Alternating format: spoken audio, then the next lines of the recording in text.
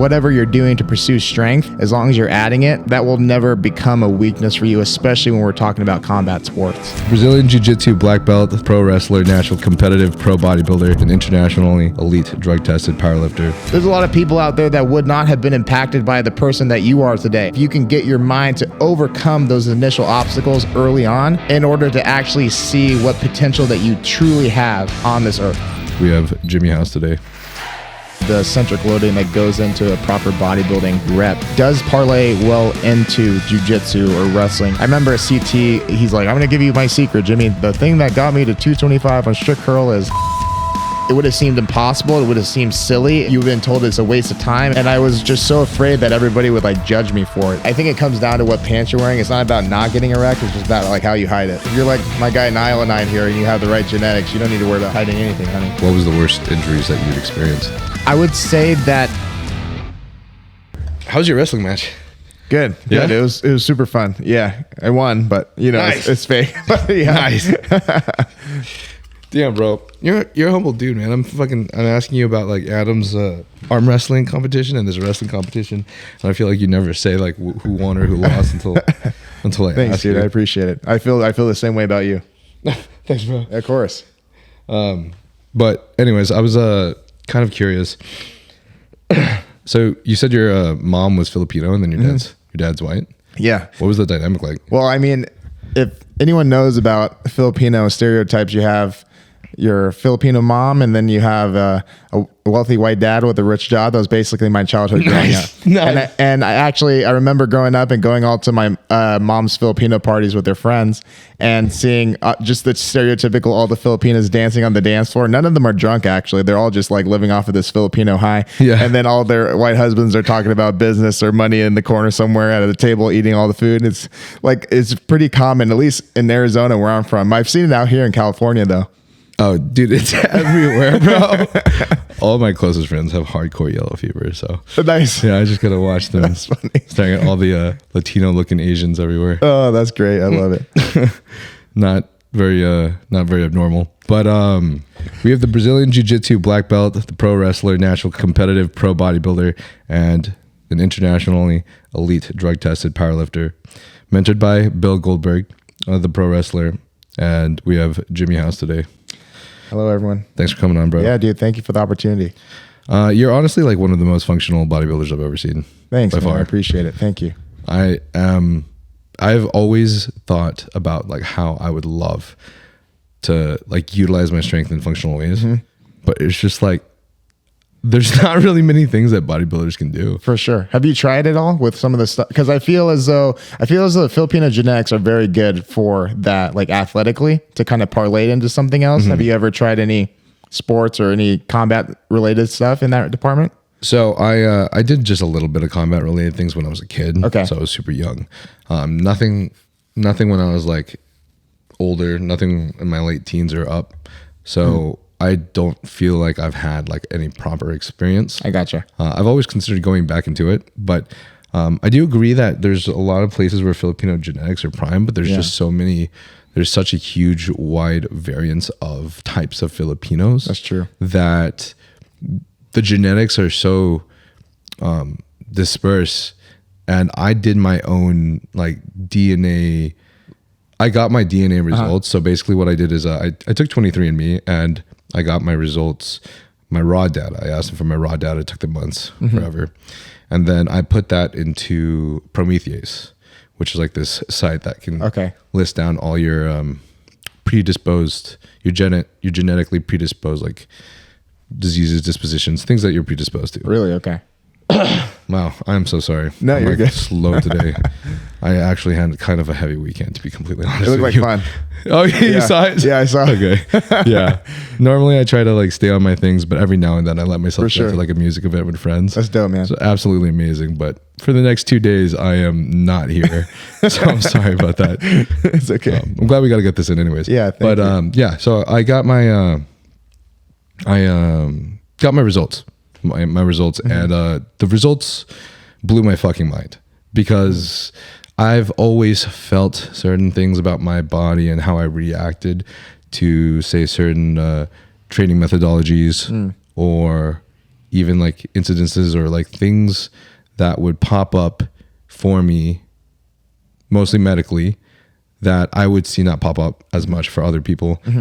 And so some of these things included like the fact that my body tends to respond best to higher reps. So I have this thing called like impaired muscle performance. Okay. So my type 1 fibers seem to respond the most, or maybe I'm composed mostly more primarily of type 1 fibers than the average. So my power is not really the most optimal. I gotcha. Unfortunately. Yeah. But where I do excel is endurance. Yeah. Which is interesting to me because I fucking hate cardio. But I can do a lot of reps and I see myself blow up more in size when I'm doing longer time under tension. Interesting. Under the weight. So, which is fucking cool to know now. Yeah. Because I'm like, dude, I've known this. I've felt this my entire life. And now finally, like, the answer is there for me to like know that, like, dude, my fucking gut was right. Right. Yeah. It's confirmed. I wonder if that's any relative to me at all from a muscle building standpoint. I know with the powerlifting and some of the other athletics, the type 2 fibers are definitely prevalent, but I wonder from a physique standpoint if it weighs in any one direction for me being Filipino as well. Yeah, it's interesting to think about. I'm curious too. You do have kind of like you 100% have one of those fucking built ass, buff ass kind of like Filipino type Thank you. physiques for sure. Thanks, man. I feel like there's always like the type of more like burly, jacked type of Filipino that tends to be a little darker skinned, and there's like the more like East Asian looking Filipino that tends to be a little bit leaner. That's funny, huh? Not quite the same. Yeah. And I know that I'm a mix of both. Okay. I think my mom's family looks a little bit more darker skinned Filipino, and then my dad's family is like clear as day, like Japanese Chinese. Interesting. Filipino. Like we went to Japan and everyone thought he was Japanese. So. Oh, that's funny. Really? Okay. Yeah. Yeah. From my side of the family, a lot of my mom's nephews and nieces are actually swimmers, like competitively, pretty good. And I've seen their physiques are actually pretty lean. So I don't know what I adopted from that side. My dad's a little bit more husky, like stocky. So I know I got a little bit of that from him, but also too, I probably assume that some of the maybe overall muscle genetics from my mom's side as well. Yeah, it's interesting to think about. But something that I saw that was like the thing that rang the most for me that I actually wanted to bring up when you were asking that question is that when I was seeing my results, I saw that I had the highest, like I had a very, very high predisposed chance of various types of tendonitis and arthritis, which is like really depressing to hear because I'm trying to be a fucking, bodybuilder on the Olympia stage. Yeah, so that's not really beneficial for me. Yeah. So like a lot of my desires to like try out wrestling and jiu-jitsu and then also go snowboarding with everybody because everyone's going snowboarding right now. Like it's kind of hard to like put myself in those positions because I already have like literally from 5 weeks ago, I just suddenly had fucked up hands and thumbs. Oh no. I was like, what's going on? Looked it up. It's Corvine's tendinosyvitis, which is a form of tendonitis. Interesting. And I would have been like, what the hell did I do? Like, I don't remember doing anything crazy. I would be pretty irritated by like why I always feel like I have these incapabilities and injuries that just seem to pop up. But knowing that, seeing these DNA results kind of helps confirm for me, like, okay, so I was predisposed to this genetically. So it's not too crazy that this happened. Yeah. I just had a higher chance. So does that cause you to change any of your training in the gym at all now knowing that? Yeah, 100%. I train a lot more. I mean, I'd already started doing this, but now that I like know that now that I know I have like these tendon issues and I may be more predisposed to some certain injuries. And then also the fact that, the type 1 and type 2 fibers, I just train a lot more controlled, a lot slower. And I haven't been focusing on just upping the weight as much as I used to. Because back then when I was training, like, through college and as a kid, all I would care about is like putting as many plates on as possible. Yeah, right. For sure. So literally every leg day was like stacking on like 4 plates and trying to rep it out for as many as possible. Like the goal was like trying to rep out a little bit more reps for 4 plates or above 4 plates. Like only, and that was like not conducive in any way to like my leg size because I would gain strength, but then I would be only hitting like 6 to 8 reps per set, which wasn't enough for me. So just a little bit more conscious over my training. That's smart though. Yeah, I would say that I respond pretty well to low rep, to be honest, even from a physique standpoint. I do think a lot of the density that I have does come from that. but also now changing my focus into pro wrestling. I have been training a little bit more bodybuilding style with my athletic and mobility foundation. And I have seen some rejuvenation of some progress physique-wise, just kind of changing the training regimen, if anything. So I don't know if it's the high reps that made a difference or if it's just the fact that I went from training predominantly powerlifting for so long and now getting a little bit more back into bodybuilding. I'm seeing a little bit more fullness come back. So, but yeah. Do you feel like, how much do you feel like bodybuilding has contributed to your abilities in jiu-jitsu and wrestling? I think a lot more than what most people will probably give it credit for, because bodybuilding isn't generally thought of as something that's super functional when you're thinking of combat sports. But I do also think that bodybuilding isometrically, or the centric loading that goes into a proper bodybuilding rep even, does parlay well into jiu-jitsu or wrestling or what have you, because there's so many positions in jiu-jitsu or wrestling where you're isometrically holding and squeezing, or there is some sort of like eccentric loading where you're having to hold this for X amount of time. It's eccentrically lengthening, and then you now have to move to the next position. So I do think bodybuilding strength is relative to jiu-jitsu, just not as clear as what other forms of strength training may be. But also, with that said, I do find that it is pretty beneficial to take some of those bodybuilding aspects and then mix it in with some powerlifting and then conditioning and then mobility, and have more so a very specific program that has a lot of those things. And that's kind of where I think I've seen some great results for myself and the clients that I train that are high level jiu-jitsu athletes. And ultimately it's kind of a mixture of all of it: mobility, bodybuilding, powerlifting, and all of that. Do you feel like bodybuilding or powerlifting has contributed more, or can you tell? I would say that strength training in general has contributed the best, and sometimes, depending upon which chapter I'm in my life, that could be powerlifting or it could be bodybuilding. When I was a kid learning how to lift from my dad, we had those basic compound movements in squat, bench, deadlift, but then we also did a lot of isolated work, isometric work, or just a lot of buys and tries and traditional physique building exercises. And I do think that made me a lot stronger than a lot of my peers at the time. And then I found out powerlifting was something you could do competitively. So then that's what I chose to pursue from age 18 till I guess technically the last powerlifting meet I did was 6 months ago. So for the majority of the last 10 years or so for me. So I think it all kind of comes together, but I will say that strength as a whole, whether you're doing it for a single lift or trying to isolate it per muscle group, it will always have carryover. One of my people that I look up to a lot, Mark Bell, strength is never weakness, weakness is never strength. So very clearly, whatever you're doing to pursue strength, as long as you're adding it, that will never become a weakness for you, especially when we're talking about combat sports. Gotcha. What are your best lifts to date? So my best shooter deadlift is 800 at 200. So, fuck, dude. So yeah, I did a 800 sumo this past year at 200 pounds. Thank you. Before that though, I've done a 740 at 200 conventional, and then a 765 at 235 conventional. I did 815 at about 212 body weight, also sumo. Squatting in my sleeves, 717 when I was about 245. That was my best raw ever. And then more recently at this body weight, my best, actually I just tied it today with Larry, is 556. But that's also considering I don't really like powerlift or squat nearly as much or as frequently as I used to. When I was like really into it, I was much thicker and bigger. So damn, dude, that's awesome, bro. Thanks, fuck. Those are goals. So you said 530, 540 for no sleeves?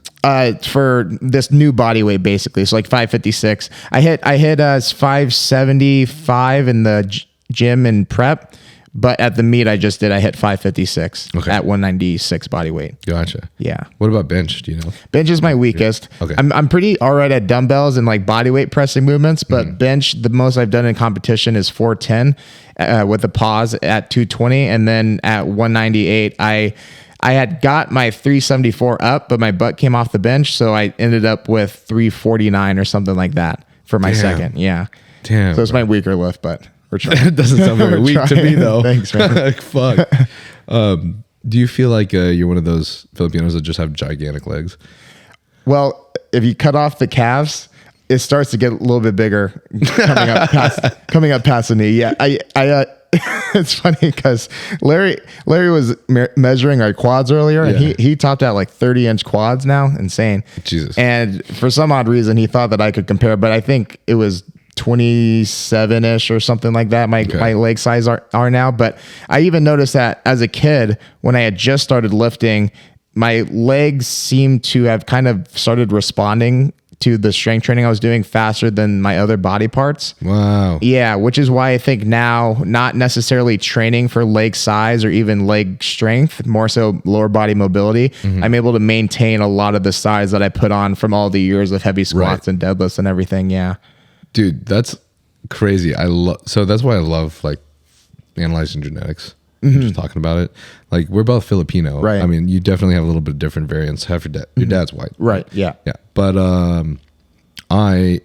legs have always been my like weakest muscle group. Oh, really? They've always responded the slowest. Now that I'm doing a lot higher reps, they're starting to respond quicker, but still they're still a lagging body part. Interesting. I still feel like, speed isn't up to par. Right. Versus like my chest and my biceps were something that just like always grew. My back too. Back, actually, I think back is probably more of my strength, but for some reason, like just the upper body was like a lot easier for me to grow. There was a point where like I started my first exercises as a kid were literally just straight bicep curls. Really? Because that's all my dad had was like 15 pound and then like a 20, 30 pound dumbbell at home. And then I didn't have anything else. So I just started off doing like push-ups and like weighted push-ups and then just curls like in my bedroom, like while I was watching anime. It's literally all I would do for like from 11, 12, 13 years old. Oh, that's sick. And I just got these massive biceps and it didn't look good with like the rest of my body's proportions.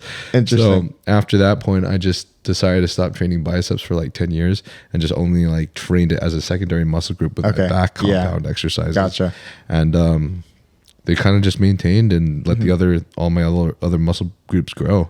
So now my biceps still look like a decent size. They're not as big as the rest of my body parts, but they're decent. Yeah. So it worked. However, they're by far the weakest. Like, it's hard for me to like, I don't know if I can even curl 100 pounds for like 12 reps or something. Really? Okay. I don't know. But my biceps are like the weakest muscle group, weaker than like anybody else that you go see at the gym. That's interesting. Literally just because I stopped doing bicep curls. For sure. Because I was going to say, I wouldn't necessarily consider that weak either. I would say that's pretty good for not actually caring about training them all that much, Like 100 pounds for sets of 12 or whatever. Like a barbell? Yeah, with the barbell. You think so? Yeah, well, I mean, for myself, where I was pursuing strict curl records for a handful of years, I think my best standing barbell curl with 135 with strict form was 14, 15, something like that. With 135? Yeah, and that's pretty damn good. Thank you. I appreciate it. Especially with strict form, bro. That's pretty crazy. Thanks, man. But also considering like I was literally like training biceps probably 2-3 times a week for these strict curl competitions and stuff like that too, So, yeah. Real quick, guys. So while I was looking at the YouTube analytics, I actually saw that 85% of you guys that watch this channel are not subscribed. And I want to ask very little of you guys, but if you enjoy this podcast, if you find value in it, then please do me this one favor and subscribe to the channel, because doing so helps me get bigger and greater guests like the guests you are listening to today. Also, this channel is not sponsored, which means only the companies that I work with, which are Young LA and Huge Supplements, are the companies that can help fund this channel by you guys using the code NILE. So code NILE gives you a discount of 15% off of Young LA, and code NILE also gives you a discount of 10% off of Huge Supplements. And if you decide to purchase anything from any of these companies, it will help immensely for me by using my code.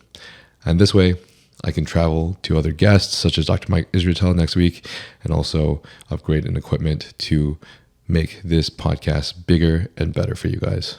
How did you train for that? Like for bicep strength? So yeah, great question. So strict curl, even though it's strict, it's also a powerlifting lift. So if you do it correctly, the technique has you use a lot of your remaining body parts to actually help. Like there's a lot of chest involved, shoulders, your lats play a role. As long as your head, shoulders, and butt are against the wall, it's a clean lift. But in preparation, training wise though, if I'm going to add strength, I try to like really isolate the biceps. So I do, even though a lot of people don't like it, I do a lot of full range of motion preacher curls to build my strength there. I also think that's why the arm wrestling earlier went well, was because I have a lot of in-range strength in this curled bicep position from like all that type of training. But a lot of those type of preacher curls, a lot of the strict standing barbell curls. I remember a CT, he's like, I'm going to give you my secret, Jimmy. The thing that got me to 225 on strict curl is using the straight bar, super, super heavy. So he told me that when I was in my earlier 20s. So I just kind of started spamming that movement. But I would say between the preacher curls and the standing barbell curls, it's kind of similar to how you would try to peak a deadlift or a squat in a powerlifting meet, which is odd to think about because it's literally just a curl, but you still kind of want to obviously get stronger, but then have your central nervous system recovered enough to be able to perform on that specific day, which I did actually. I really enjoy the strict curl competitions. It doesn't take too much. It's not all that stressful, right? The load is definitely lower than something like squat. Exactly. There's not too much thought that goes into the preparation.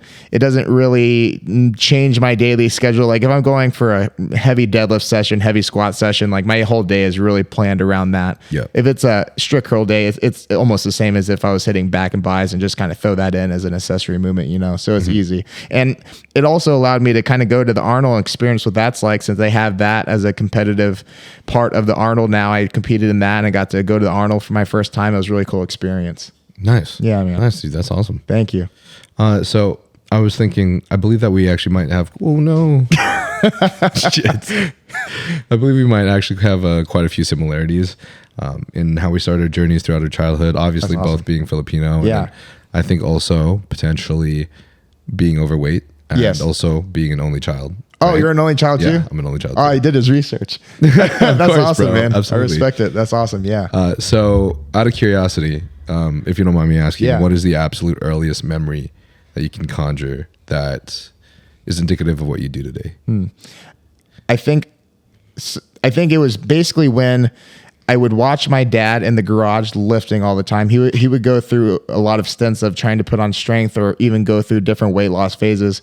And I would just see him work out all the time, every single day in our little garage gym that we had. And then I remember at a certain point after kind of like asking him to join or whatever, once he felt that I was at an age to at least be able to comprehend what he was telling me, which was for me about like 5-ish, he bought me my first little like play weight set from Sports Authority, like a little aluminum bar and some weights, and he showed me curls and pressing and squats and stuff like that. So I remember him getting me that set for the first time and me playing with it and actually really enjoying it on that first day.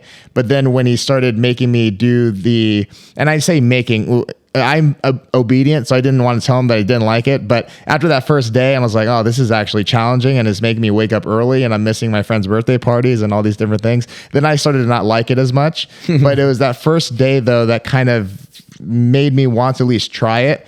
And then my obediency screwed me over and then didn't allow me to quit. And then here I am on this day talking to you. So I'm thankful for that, because as a kid, even though I didn't really want to do it because it was challenging, it created a lot of cool opportunities for me, like that specific moment.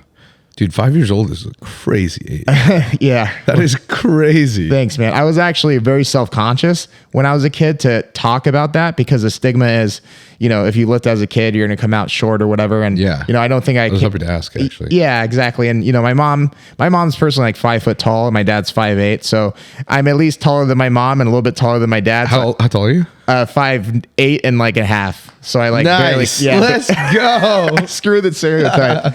You're still taller than the average Filipino by far. Yeah, exactly. So for my genetics, I'm actually a giant. So anyways, but I knew as a kid though, because my dad would tell me a lot about it, because the stigma was if you're a kid and you're doing strength training, that's going to stunt your growth, is going to hurt your joints, so on and so forth. And I remember him always telling me his arguments as to why he didn't believe that to be true. And it's funny that now we're in an era where knowledge and information is much more prevalent. A lot of the arguments that he gave to me as a kid are the same things that I'm hearing people make reels about now in 2024, which is cool. But as a kid though, when the teacher would be like, all right, kids, gather around. Like, what did you do on your weekend? Blah, blah, blah. And the kid's like, I went to the birthday party. I had this. I had pizza. Blah. And I was like, I remember purposely saying, I worked out. She's like, what? I worked out. And then the kid's like, what are you saying? I'm like, I worked out. And then they're like, oh, that's cool. And I was just so afraid that everybody would like judge me for it, that like working out at that young of age, And I didn't really understand why working out was cool or advantageous at the time.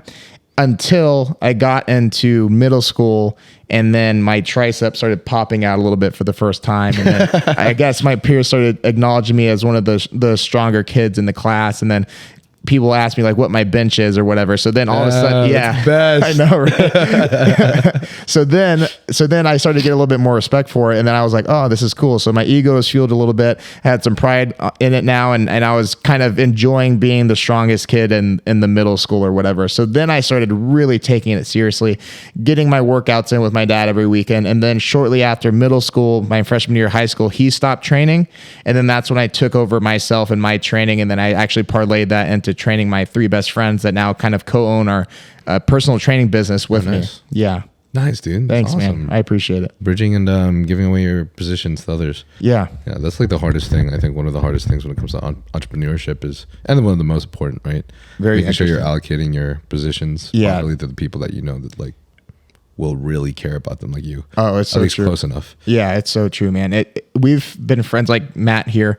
We've been friends since before he could speak English, because he's from Japan. Mm-hmm. So when he moved here, he could he could barely speak English. Our moms made us have a little play date. He didn't know how to speak English, but like they like shoved him up in my room and made him play WWE SmackDown games with me. And he couldn't even speak English, but he's like pointing like, ooh, la, la, you know. And anyways, and I have another best friend, Irving, that lived right around the corner. And then one of my other best friends from high school wrestling. We all co-own the business together, but we've been doing this whole thing where they would just come with me to every single event that I do, powerlifting, bodybuilding, wrestling, and just always be my backbone in those events. And eventually when back home in Arizona, I started to gain a little bit more respect or reputation. The want for like a brand or shirts or whatever started to arise. And then that's when we put together the idea of starting my House Strong brand to have something that represents me and what I did in Arizona. And now that's kind of grown into our online and in-person coaching business over in Austin. Gotcha. So, okay. If you don't mind me asking, what were the reasons that your dad told you that are not valid for lifting at a young age? Oh, perfect. So one of the better ways that he kind of put it out to me is lifting doesn't have to be literal weights, right? It could be the comparison of the kid that grew up on the farm that's lifting a bunch of heavy hay and whatever else the farm boy moves, like a Brock Lesnar-esque essentially. And you see those guys grow up to just be beasts and freaks. And just because they weren't lifting literal weights like barbells and dumbbells, they still did a fair amount of lifting when they were a kid, and they actually grew up to be bigger and stronger than their peers. I think Brock Lesnar is like the prime example of what a farm boy can end up being. So the other argument would be, in regards to lifting as a kid, you see a lot of people talk about like the enclosure of growth plates. So then my dad's combat to that was in basketball, where the kids are running and there's a lot of pounding on the joints, a lot of this are happening. I don't think that is indicative of shortening the kid's growth plate. However, when it comes to lifting, if you're learning properly and if you're doing things correctly, the amount of stress that the growth plate actually experiences is much less than would it be in an uncontrolled environment where there's a lot of running and pounding on cement, or if you're playing tackle football as a kid and something happens. Like those environments could be much more dangerous to that than, say, lifting in a environment where somebody is teaching you the proper way, using good form, knowing how to go through some sort of progressive overload and take things lightly and then progress. I think as a kid, I say this all the time because I train a handful of kids now to this day, and it doesn't matter if they're doing push-ups or pull-ups or benching the 3-pound dumbbells and stay at that for the next 3 to 4 years, just understanding what it's like to be at in a gym, push themselves a little bit, and then understand these movement patterns. They're already setting themselves up super, super well when you get into the ages such as puberty and beyond, where now you can push a little bit harder, you have a little bit more fine motor skills, and then you can really reap the benefits of getting into the gym and strength training. But for me, by the time I was 10, I already had a handful of years like in the gym. So by that point, I was kind of ready to start pushing a little bit, start testing, my strength and certain things. I remember second grade was the first time I deadlifted 135. And that was when I was like, okay, I can kind of see how all the work I did last year led up to this. And then it was just kind of again and again and again and again, and just seeing that process. I think the other thing that I hear a lot from people that don't like the strength training as a child is the fear of burnout or the fear of making them not like it so much that they do the rebellion and do the exact opposite in their adulthood, whether that's just not work out entirely. And I do think that of all concerns probably would be the one that I would give the most credit to. But the thing that I did like about the way my dad did it was he always parlayed the lifting into sports. So he knew I really love sports. So then he used that as a way to motivate me. You want to be lifting if you want to get better at sports. And even for your average kid that doesn't do sports, one thing that I've seen from one of my clients, they come in and they bring their kids, just seeing their mom and dad lift all the time, all of a sudden, it might not be the first day or the second week or the third week, but eventually the kid gets a little bit curious and they want to hop in and start working out with mom and dad. And that's the most beautiful thing, because then the kid is like into working out for life and they're integrated into that mindset because mom and dad did it as a kid. So they just kind of accept it as the same thing as dinner is always at 7 and we always work out at 3. And then they don't know it, but they develop such a very healthy habit going into adulthood. What are your thoughts on overhead lifting for kids? Or at least what's been said? Yeah, I don't know if that's going to be any worse than anything else when you think about it. I think that it's not even really much of a movement now, but I did something called a curl and press, like literally just combine a curl and a press together. So I did a fair amount of like overhead pressing as a kid. And I don't know if that's necessarily made me any shorter than I am now. It definitely hasn't caused any shoulder issues. I can tell you that much. My shoulders are very functional. So I think regardless of whatever the topic is, whether it's a specific exercise or a specific age in which somebody starts training, it really comes down to how are they introduced to it. Like I've seen gyms, not to name them, but I've seen gyms where they kind of get kids involved, which I think up front is a good thing to encourage. But then I see kids like actually maxing out on deadlifts and their back is because they just don't know how to like get their spine neutral. And then like these trainers are like skipping so many steps. So like if I see that, then I'm like, well, I'm not sure how much shorter that's going to make them. But in regards to whatever future problems they'll have from lifting it such a way as a kid, that's when I start to kind of disagree. I had somebody reach out not too long ago and ask like what my opinion was of their son that's deadlifting, basically his body weight for like 3 reps and he's complaining about his back pain or whatever. And I was like, he's like, what are your thoughts of this? And well, there's a lot of things to consider, but as a kid, they could be doing some sort of deadlift or hinge variation, but as far as a barbell, not necessarily a necessity. And on top of that, I wouldn't be playing with anything more than, I don't know, I never done an actual study on this, but I don't see any need for a kid to do any more than 50 or 60% of their actual true 1 rep max until their motor skills are there to actually have technique to implement into the lift. Yeah. Gotcha. I'm sure those kids really just want to see what they can do. Yeah. That's where it gets hard, right? Right. Exactly.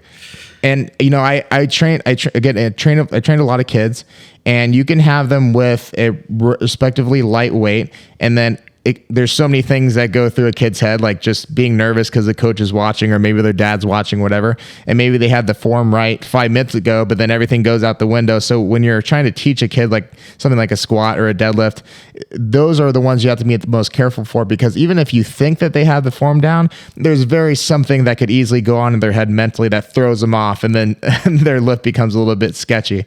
So that's where, again, I rather just see them build their foundation of strength through a single leg movement or some sort of goblet squat or even upper body stuff, just to get used to the thought of strength training, or just use their body weight, because I do think that would be much more beneficial. Deadlifts and squats and stuff like that, they obviously have a benefit, like literally speaking, but also the diminishing return, depending upon who's the kid and who's working with them, could sometimes not be worth the cost or the price. I feel from all the experiences that I've had and all the things that I've seen, of course, anecdotally, it just seems like no matter what you do as a kid, whenever you're doing it at a younger age, being that it's something that's productive for something you want to pursue later, it's always best. Right. Always best to just start at a younger age. So, I mean, we already know that's true scientifically with the mind and learning. Yeah. So, I mean, at least from my experience, it seems like even just building muscle and anything related to like your functional capabilities with strength just seem to be drastically improved, I think, if you're just starting at a younger age. I think so. I also don't want that to, I guess, ruin anyone's hopes of starting at a later age if they want to. Right. Because there's still so many gains that can be made consistently until maybe finally your testosterone just drops at the age of 50 or something. Yeah. But even now we have, remedies for that now too. But I have seen benefits in myself as well for starting at a younger age too. Like, I started lifting around 11 and 12 years old. And obviously not nearly as early as 5, but I don't think anything stunted my growth. I don't think anything affected my growth. I'm way taller than both my parents. There you go. Yeah. I probably could have gotten a little taller had I actually slept through my teenage years. Right. But that's probably the bigger concern. Yeah, honestly, the sleep for sure. I think a lot of these things that I did as I was younger just stayed with me. Even like playing piano, I haven't done it in years, and I decided to pick it back up again. And I started when I was 6. Oh, cool. It kind of feels like I haven't really left. So that's really kind of nice that it really does feel ingrained in there. Yeah, man. I didn't know you played piano. That's awesome. That's legit. Filipino, Asian stuff. Yeah, my mom didn't make me do that. Thankfully, but yeah, that's awesome. So for, I guess, when you were younger, how did your dad act with you in regards to putting you on this path? Because I know that you were saying, like, when you think about kids, you wouldn't want it to push them away from it forever, right? In the form of rebellion. And that's something that happened to me with a lot of things that my parents wanted to put me to. Right. So, out of curiosity. Yeah, so that's a great question. So I will say that I'll preface it by saying I consider my dad to be pretty old school in his parenting approach, but yet still fair. But also with that said too, definitely not the type of parent that's going to let his kid get away with silly things, whether that's not giving enough effort or whether that's misbehaving or whatever the case may be. And so without any particular reason to be afraid of my dad, they're just like, he has kind of this personality, and like being the person to like upset him or disappoint him, whatever. That's something I just tried to avoid when I was a kid. So when it came to lifting, I knew that obviously he enjoyed it a lot. I knew that he enjoyed helping me and showing me how to do it. So there was already kind of fear, especially on those days where I didn't want to do anything and I didn't want to tell him. And so people ask if I was made to lift. And so one reference that I talk about is this memory of my childhood where basically I really, really, really did not want to lift that day. And then I basically just pretended like I was sick or I wasn't feeling good. And then he's like, okay, yeah, no, you don't have to lift. Go upstairs and rest or whatever. So, he wanted me to lift because he knew that it was going to clearly help me in life, such as, getting along with my peers, getting respect from my peers, helping me with sports. I don't think that he thought it was going to take me this far in regards to what I'm doing with my lifting career. Much, in fact, because he would much rather me have used my college degree to get more of a stable job. Yep. But yeah, so he knew that it was going to benefit me, but he also knew that there was this fine line between, okay, the kid doesn't want to work hard for whatever reason, but am I pushing him so much so that he won't come back tomorrow? That type of thing. And I don't know if there's a perfect way to go about it, but generally I would say my dad was very good at motivating me to understand that there was an underlying reason at that time why the lifting was important. And then he also did a very good job of reinforcing the positive aspects, such as like, oh, you were able to do this a month ago and now you're doing this. Good job. Or, your technique is better. Or, oh, look, you got traps. It's funny because the first muscle, I was going to say the first muscle that came for me when I was a kid was like literally traps, because I was the Bill Goldberg fan. So my dad told me that if I wanted big traps like Goldberg, that I had to start shrugging. So the shrugs was like the only thing I took seriously as a kid. So I was shrugging all the time. And there has to be pictures around the house of when I was like in second or third grade, and that could hit some sort of a crab pose, right? And some people think this is from steroids, but like, no, this has been around since I was a kid. That's fucking hilarious. One of the questions in the Q&A from the story was literally, how did you get your damn huge ass traps? Oh, thank you. I appreciate it. Yes. That makes a lot of sense. When I was a kid, I did the same thing. So I actually forgot to mention. So I did push-ups. I did curls. I tried to do calf raises, but that shit that doesn't work. That doesn't work. Calf raises don't work. Yeah. And then I did shrugs. Hell yeah! And I swear to God, man, my chest, my biceps, and my traps are like the hardest to depreciate, and seem to just want to just stay there. Sick. And it's kind of frustrating because I don't want big traps anymore. Oh, because of your division. Yeah. Does that play against you? Like they actually mark you down for it? It doesn't at all. Okay, gotcha. This is a stupid personal thing. Okay. But I just don't want to like my neck. I don't want my neck to continue to disappear. Okay, gotcha. And I know for a fact jumping on gear and PEDs will exacerbate that even more. But even before PEDs and stuff, my traps would just stay. And I would try not to do trap work. I would just do a lot of delt work, side lateral raises, which obviously would have a secondary on your traps. Yeah. That's all that would be working the traps because I wanted to get my delts huge. But everything else I do to try to like make sure my traps don't grow doesn't work. My traps just stay fucking massive. That's cool. So. I actually think that is a Filipino thing to some degree. Okay. Because I have a client that just started lifting, or at least taking it seriously, in his 40s. And now that he's been in it with me for about a year, like his traps are popping out, and like he's starting to look stout, but like his traps are probably one of the more noticeable features of it. So I feel like, whatever we're doing, like he's responding to that, and his traps are starting to pop out a little bit more. So I wonder if it's like somewhat Filipino-ly inclined to have big traps. Yeah. That'd be kind of dope. That kind of makes sense though, honestly. I think all us like Hawaiians, like darker skin, Samoans, Filipinos all tend to have a very similar kind of stature. I agree. The big old bulky, like I eat a little bit of rice and I blow up kind of physique. Does your mom or your parents have big calves or no? No. My dad has shredded calves. Okay. So I have shredded calves. So people will always compliment like my calves because they're very defined. Same with my legs. They'll always see the lines. Like I'm on a bulk right now, but you can still see my lines. Yeah.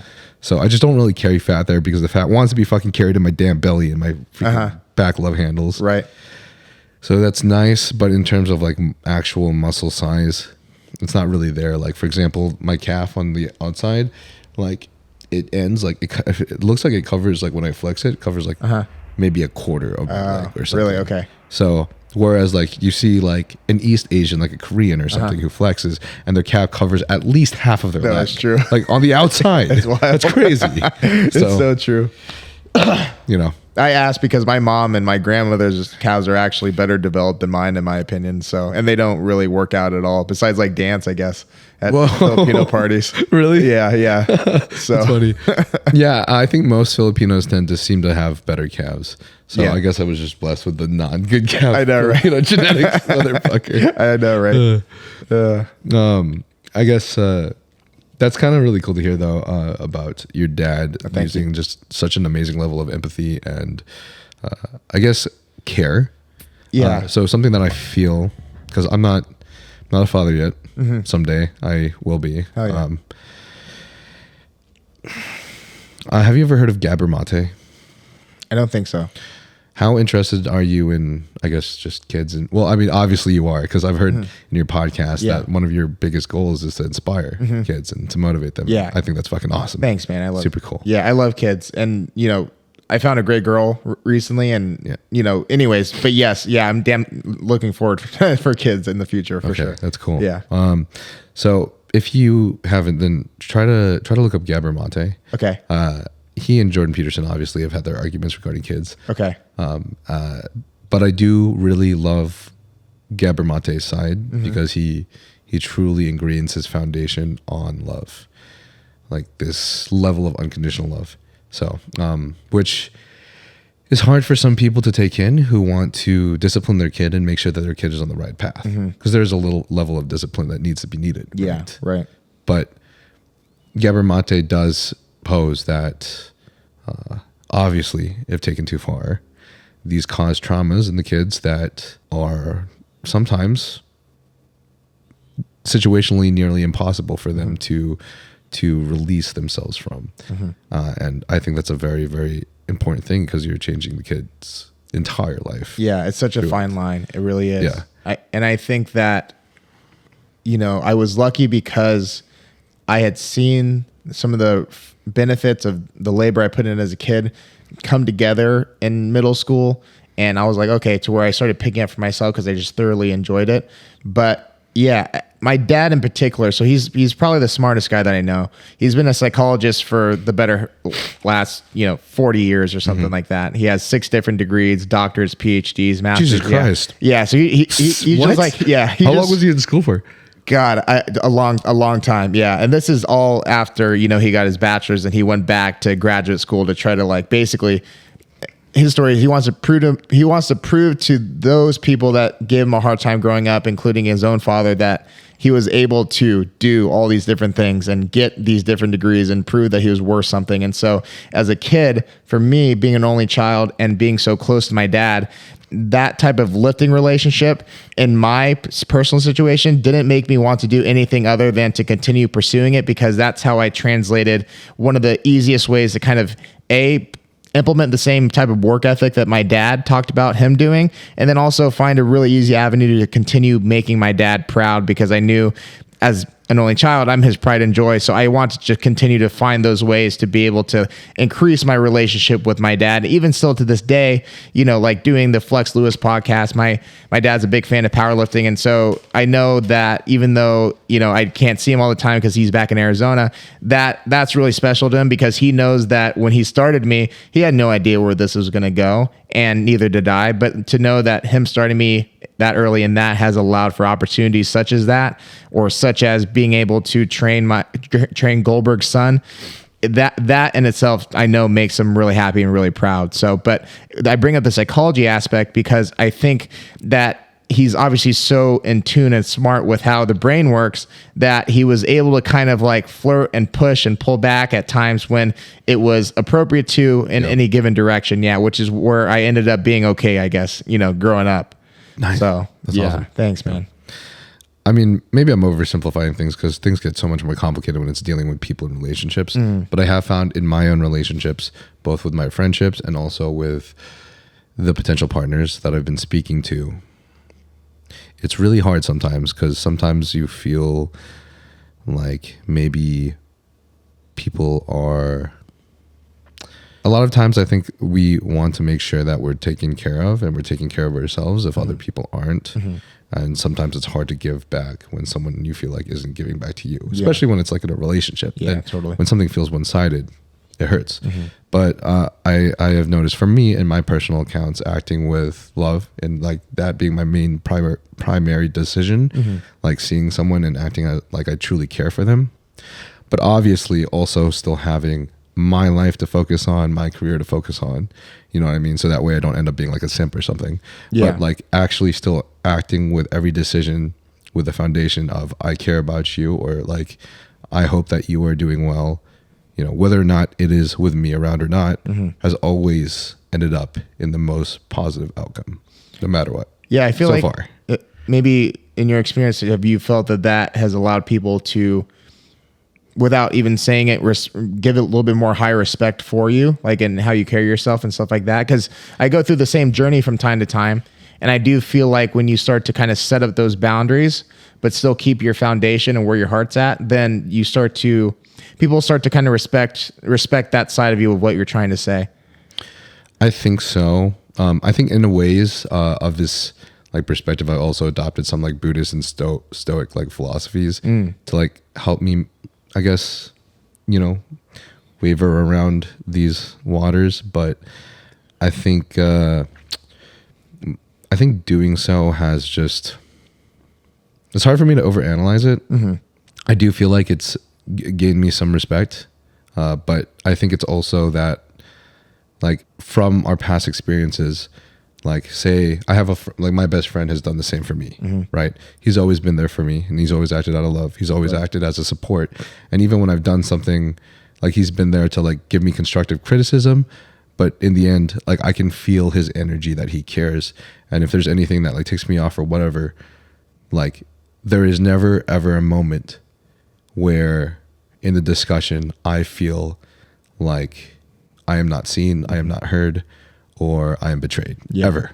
That's beautiful. So I think because of that, I have a lot of love for him, and in every like direction that we go, my thought is like, no matter what happens, he's going to be there, and he's got my back too.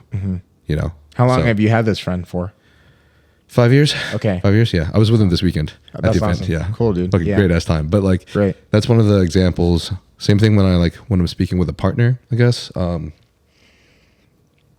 Maybe I'll just like I'll like turn it into like bro terms because it's kind of easier to say it. I hope I don't turn away by saying these things, but straight up honest, like with the partners I've had, like if I really just like, I really like to care for people, especially if it's like a lover or something. I just really like, something in me feels very stimulated and I guess fulfilled by, I guess, helping be a leader for them, a support, maybe a teacher if I can, and also just in a relationship setting, just like bringing them out to all the fun events and dates, and continuously bringing radical novelty into the relationship, right? To continue making it feel fresh. So like when I'm, I guess, dealing with a partner, as long as I'm acting in the purpose of actually caring for them, rather than like, how do I make sure that I keep this person's affection forever? Or how do I make sure that like, you know, I'm getting validated too, or I'm getting what I need. If I just think of like, they will be there, you know, if they want to give back to me, then they will, and they'll show that, but I'll just continue to act in love. Then I always like receive it back if it's the person that I'm supposed to be with. Yeah. I like and more than often than not, I 100% receive it back. So like, it's really nice because then I don't have to like have any expectations or any worries for how this person will act. I'm just like, as long as I stick to who I want to be and how I want to be seen, which is a good lover and a good friend, everything's good. That's good, man. That's good. Yeah. I can definitely tell you like this heart and personality you talk about is very obvious. Even though you're soft spoken, it's very obvious when you start talking to you for the first time. So I can only imagine how those that are closer to you feel when they get to start to experience some of that side of you. So that's awesome. Thank you, bro. Yeah, man. That means a lot. Absolutely. But yeah, no, sorry. Whenever I talk about like kids and stuff like that, it gets me on a roll. Cool. That's awesome, man. Yeah, that's cool. Something I actually forgot to mention. So when I was a child, because I felt this connected with you when you were talking about your dad. My parents wanted like a very similar thing for me. They wanted me to become a doctor or an engineer, some PhD in a medical field. And, you know, it was something that I was focusing on. I remember this one period of time where I'm also not trying to put my parents on blast or anything. Yeah, for sure. But I also do like to try to explain my experiences and, you know, with a disclaimer that people understand that culture is culture and every culture is different. So sometimes it's not their fault. It's not their fault at all. In fact, it's literally just part of their culture. Yeah. You know, I think my mom potentially lived in an even more strict and, in a way, torturous household than I did. Yeah. So, what felt like force me to do everything. So like played 6-7 instruments, was in choir like the entire time, and like praise and worship and church choir, and played the piano there also throughout my childhood, elementary school and high school years.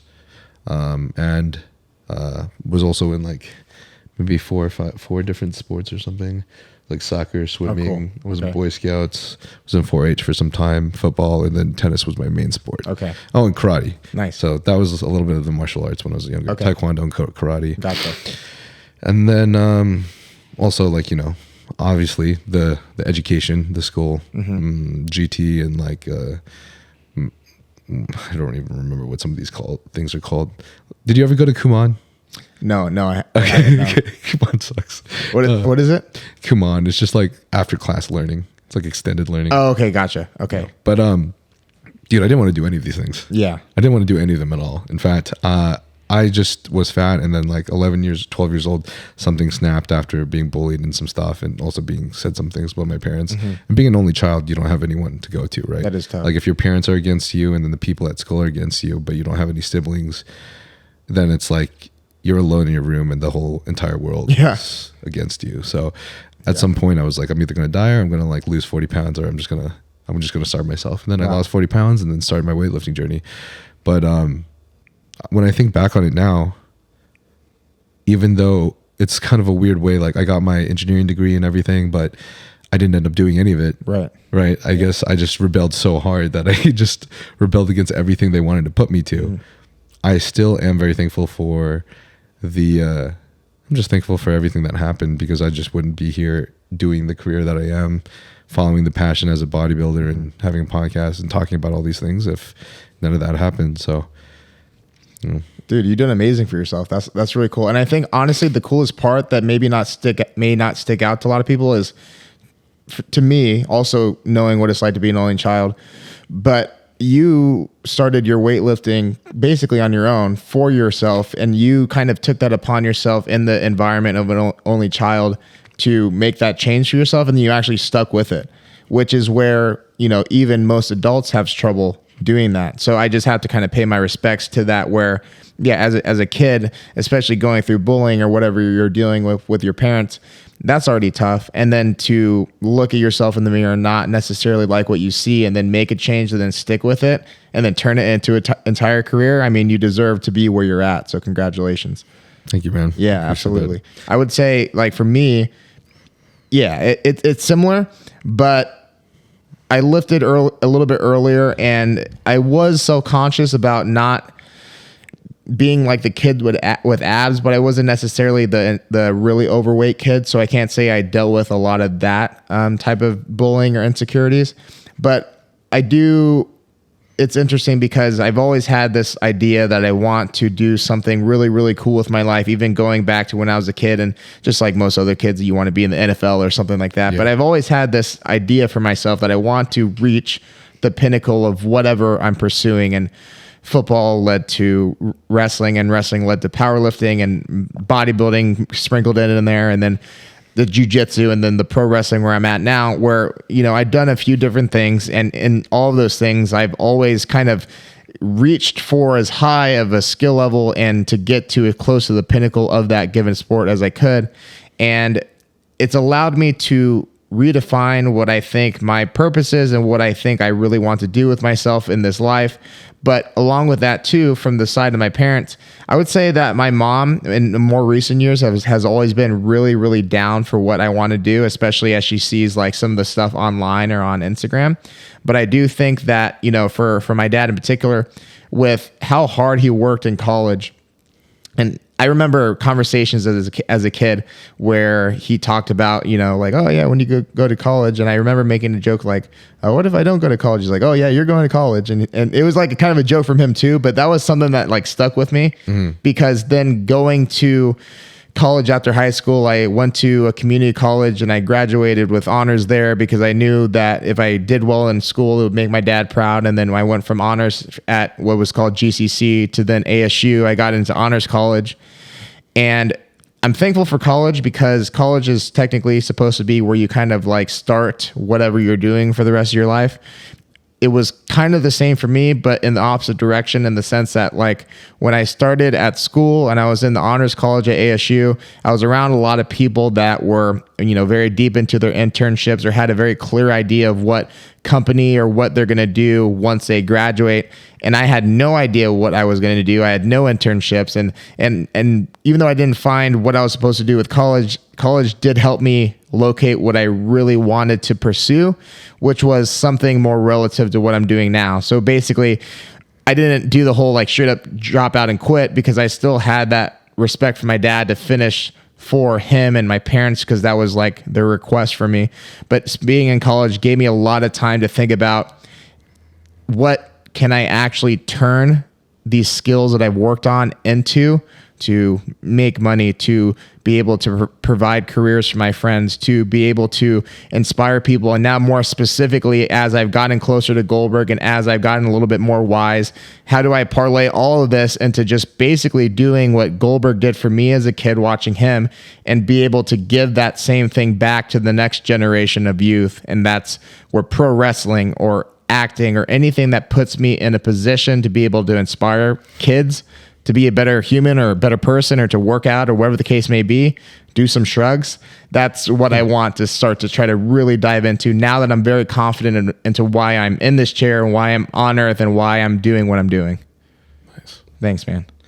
What did the hours of practice look like when you were a kid? Like for sports or lifting or? Yeah, both. I went from between baseball and football predominantly as a kid, and then also martial arts too. For those specific sports teams, I want to say maybe just a couple hours or something. My dad, he had paid a personal trainer that was like a speed coach to work on my agility and my footwork and stuff like that for football and baseball. And then the training sessions between my dad and I would generally start with some sort of like 20-minute warm up, had some agility in there, some mobility. We go through probably an hour and a half or so of lifting, I think. And then we go through our stretches afterwards. So, you know, I'd say as a kid, I was used to working out once or twice a day, every single day for the most part. I think now into adulthood, especially like with some of my jiu-jitsu camps where I have probably like 2 or 3 really hard rolling sessions in a given day and then still try to find the time to lift. So like now into adulthood, building up my frequency and overall work capacity to be able to handle 2 to 3, sometimes 4 really hard sessions in a day. That's kind of where I've gotten to now. And also thankful for, you know, being an entrepreneur so that I can have the schedule to kind of like do all of this while I'm pursuing these different things. But yeah, so as a kid, you know, hour or 2 sessions probably. I don't remember specifically timing them, but I'd assume something like that. If you don't mind me asking about going a little bit more in depth, because like, dude, even like to this day, man, I've always wanted to be strong and a bodybuilder at the same time. But instead, I just look at Larry Wheels, Sam Sullivan, all these fucking amazing dudes. Yeah. Just look at my tiny little bench press with just a few plates. It's depressing. So I guess you're literally like, it's insane to me just how high all your capabilities are in so many different areas. Thank you. Like mobility and bodybuilding is already one big contrast in my opinion. And then bodybuilding and powerlifting, both strength training, but still, if you're focusing on bodybuilding, it's so hard to like focus on powerlifting. Yeah. Like the only people I know that have been the best, you know, I mean, you can name several, but like Ronnie Coleman, Stan Efferding, fucking Larry Wheels. Yeah. These guys are freaks. Yep. So how do you manage all of this? And like, what is literally your like entire training regimen from like mobility, powerlifting, bodybuilding, and then whatever is related to wrestling and jiu-jitsu? Yeah, so that's a great question. I think, and it's due in large part to starting so young to where I was lifting and doing some sort of strength training. So that like base and foundation is just always constantly building.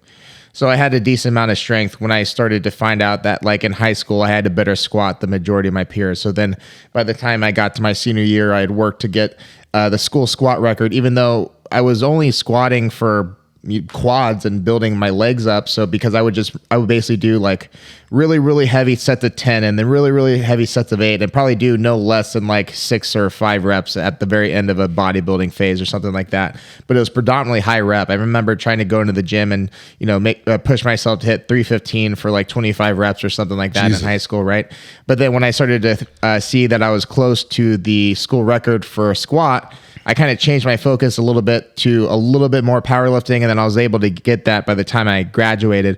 But the bodybuilding had built up, obviously, some sort of physique on top of a general baseline of strength from all the volume training and all the training, like as I'm entering puberty and just kind of naturally getting stronger. And then by the time I'm doing powerlifting now, I'm like hyper focused on those 3 movements. So then I spend a lot of time trying to strengthen those 3 movements. And then I get really fat. I don't know if you look this up, but at one point at the end of my first powerlifting stint, I went from 198 to 270, complete, like legitimately all almost fat gain for the most part. It was really bad in about 2.5 years too. Yeah. And people ask, oh, like muscle? I'm like, I guess like some muscle, but I was like a blob. I went from being pretty lean for a photo shoot I did at the end of my senior year, and I just went like pure powerlifter. And some of the people that were like literally fast food like twice a day. Yeah, actually like twice a day, like always going out to eat. Like there was never a day where I didn't have fast food at least once. On a good day, twice. And if I ate at home, it was guaranteed to be like Hot Pockets or something, or PB&J. So just a terrible diet. And I guess I'm one of those people where in the past I could dedicate myself to, you know, eating clean to try to look lean or make a certain weight class. But as soon as that was out the window and it was just like powerlifting, and this was like the age where powerlifters would be like, oh yeah, you got to eat up and you got to blah, blah, blah, blah, blah, and all that nonsense. So I just took it seriously because I didn't know any better, and I chose to not know any better. And so I just ate like shit all the time. And then all of a sudden those fat Filipino genes really kicked in. Yeah. And I gained fat Filipino genes are crazy. Dude, it's insane. And I gained like 70 pounds of fat. So then once I looked at myself, actually the thing that kind of made me want to go back was I was probably 260 or something like that. And I had went back to my old high school wrestling room to practice with the high schoolers. that I used to be teammates with, and they knew me at 195 my senior year, you know? And so I go back and I wrestle around a little bit. And then the next day I woke up and my joints and everything were screaming at me. I felt like I was legitimate elderly. Damn. And so that was the biggest wake up call for me, to where wrestling was my first true love. And then I went back to kind of have some fun. And then I realized I couldn't even do that. And I realized how far I had let myself go. But the funny thing is, I didn't even realize how far I had taken it. And even I asked my friends about it too. The other day, I was like, you guys talk shit about me when I got fat? Like, you guys say I got fat? They're like, honestly, no. Like, you hit it really well. I was like, it was funny. My friend Irving was like, yeah, that was the double XL with the Under Armour undershirt Jimmy era. So nobody could really see how fat you got. I'm like, yeah, that's a good point. But when it hit me, though, that's when I was like, I need to stop powerlifting. I did the Olympia powerlifting meet at the Olympia in 2016. And then after that, I decided that I wanted to lose all the weight. Also partially because I dropped 804 on my head on that same day. And I was like, between gaining 70 pounds and dropping 800 on my head, I think I should move on. Wait. What do you mean? Yeah. So there's a video somewhere. I'll have to send it to you. But so the powerlifting that I did right at the end of my first stint is called geared powerlifting, where you're like wearing the suits and the bench press shirts and stuff like that. It was kind of the environment that I was around at the particular gym I was training at in Arizona. So for the first time, I had used those suits and I had qualified for the Olympia, which the Olympia at the time was a pretty well-established meet. Like it's a proud meet to get into. Like it's a professional meet. So I was 20 years old and just turned 20 and like competing with people from Russia and like all these different things. So it was a really cool experience. But the thing is with the geared lifting though, is that let's say at the time, if my squat max was like 650 in reps, knee reps, the suit allowed me to go for a 804. And had I not come out of position, there's a potential that I would have gotten it. Because I remember in training, I hit a 775 in my suit and wraps and everything. So, but it's tricky and it's also dangerous because if you don't perfectly leverage and load the suit to assist you with the lift, you're now trying to lift 200 pounds more than what you could lift raw. And then so what happened to me was I was going down in the squat and then I came forward just a little bit and I just felt I could not readjust and then I had to dump it. And so thankfully from the years I did judo as a kid, I learned to tuck my chin when my head's in danger. So my instincts kicked in. I tucked my chin, but the bar still like really like whipped the back of my head. And I remember right before that moment, I thought I'm going to die or I'm definitely going to get knocked out. Thankfully, neither of the two happened, but it did like knock me silly. And I remember like the guy basically bear hugging me and pulling me out. And everyone's asking if I'm okay. It was actually really sketchy because like the spotters luckily got out of the way in time because I was 804 like crashing down to the ground. Like I'm thankful nobody got hurt. But he like takes me out and he's like, Are you okay? You're okay? I'm like, I'm good. You can let me go. And my legs are dangling. Like they're not even touching the ground, but I couldn't even tell that because I was still just like ringing, you know? Yeah. But anyways, that's one reason why I decided to move on from powerlifting for a little bit. And then that was why I started jiu-jitsu because I knew that I really only enjoyed one thing to lose weight for cardio at least, and that was wrestling. So then I'm like, okay, well I can't wrestle anymore because I'm not in high school. Yeah.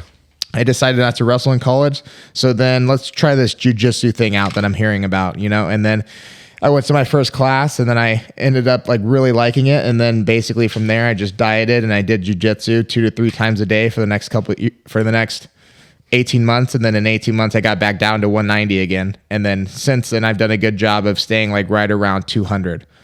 Except for the one time where I pushed myself to get up to like 240. Like I said, to do like the 717 squat or the heavier deadlifts and stuff like that. But I've been hanging around 200 for the last almost 3 years now.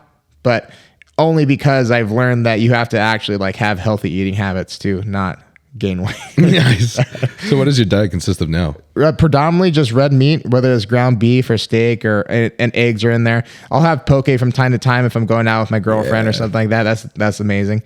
And then outside of that, just sweet potatoes, some fruit, and I just keep it really basic. And it's allowed me to be in much better control of my calories and enjoy the foods that I'm eating. And then as far as energy in the gym, I feel really good, even though my calories probably aren't that high, like anywhere from 3,000 to 3,500.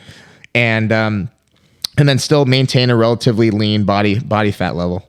So do you, so you don't exactly count, are you more intuitive? So I count from the standpoint of I eat the same meals every single day, and it usually, depending upon the day and the time slots that I have available, ranges between 3 to 3,500 in that area. Yeah. Okay. Yeah. Do you end up like tracking the food? Not literally tracking. I just, when I do the meal prep, I'm like, hey, let's do this and that. Can you send me the calories? Okay. I know I eat those meals 3 times a day plus this, and then I have a general idea. Yeah. Oh, gotcha. Nice. Nice. That's dope. Yeah, I eat a lot of the same things, honestly, but I try to, personally, I've just been avoiding red meat more, and then just eating primarily salmon and chicken. You like it? I love it. I'm a big fan of salmon. I always eat salmon. Yeah, it is. Just really the thought about like also like consuming all the healthy fats and omega-3s and everything. Raw or cooked?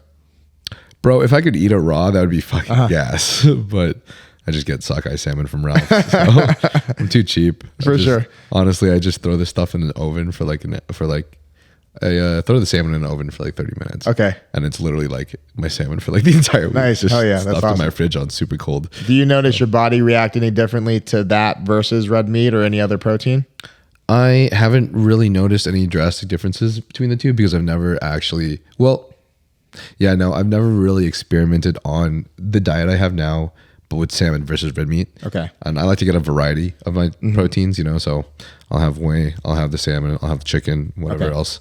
But as far as the red meat goes, it's more so just because I'm on gear, I'm watching my cholesterol levels. And unfortunately, since I'm not on any special diet, like I'm not on carnivore or anything like that, the increase in red meat does have my doctors get a little bit more concerned about my HDL LDL ratios. Oh, okay. My Never thought ApoB of it that levels way. as well. So Okay. we don't really know exactly what are all the causes, whether maybe it's a mixture of red meat plus seed oils or processed foods, whatever it is. Yeah. But we have a good general idea of what to avoid if we're eating a certain type of diet, right? Okay. Like I've tried carnivore diet and that was fun for a while. Unfortunately, it didn't work for me, but I enjoyed it. When you say you didn't work, your body didn't feel good, or you just didn't see good results? I was flattening out a lot, which is to be expected. No rice or no carbs. But I think for my purpose of being a bodybuilder, it was not conducive. Yeah. For the purpose of having just fluid flow states and just like a really good mental level of efficiency, absolutely amazing. Oh, you liked it? Yeah, Okay, for cool. sure. Yeah. The less carbs I eat, especially starchy carbs like rice or whatever, the better my mind runs. Interesting. For sure. Especially if you're in a fasted state. And then also, supposedly being in like a ketosis state, can help. But as far as like the bodybuilding goals, like unfortunately not. Like I really need to eat. I really need to fill my muscles up with glycogen to really benefit. Yeah, and that's why for me, I don't go complete carnivore either, because I'm not bodybuilding necessarily, or at least competing in it, but pro wrestling or a photo shoot or just looking, full, I do notice a big difference when I do have the consistent carb intake. For me, sweet potatoes, I feel, is like the happy medium between like making me full looking, but not letting me spill over as much. And then some nutrients in there too. I don't know what carbs you like, but that's my favorite personally. All of them. Okay. Yeah. I always eat just like rice is primarily it, but I also have like pretzels. If I really need a snack, I'll eat pretzels, which is kind of weird, but like during prep too, even? Probably if I actually do, probably during my competition prep, I'll probably have to wipe it out. Okay. Or at least minimize it significantly. Yeah. But for now, like I like to eat chips, but I can't eat chips, or I choose not to. Yeah. So that's why pretzels are like my finger food. Okay. And then during podcasts, as you can see, I have Sour Patch Kids. That's dope. I save it primarily for podcasts. It's just so it's like my treat. And then also like fast glucose to the brain. So helps me think a little bit better. Yeah, that makes sense. So one thing I've been doing recently, I say the last 2 days, just trying to cut my food off earlier, because of the different things I've heard about how if your body's done digesting as you go into sleep, it may potentially help you get into deeper sleep. Do you cut off your food at a certain time? So I don't, because of my bodybuilding regimen. Okay. But for someone like you, especially as a natural, I think it's very beneficial. Okay. Like 2 hours before sleep is going to help your growth hormone production, right? Which is obviously going to be incredibly beneficial for your performance and your gains. And your sleep, and then also the digestion, not having that before sleep as well, especially if it's carbohydrates. So, or you could do like super fast acting carbohydrates and time the like insulin or blood sugar like drop with like your sleep. Like that kind of tends to work too. But for me, since I have to consume so much protein over the span of the day, it's hard for me to not have protein soon before I go to bed.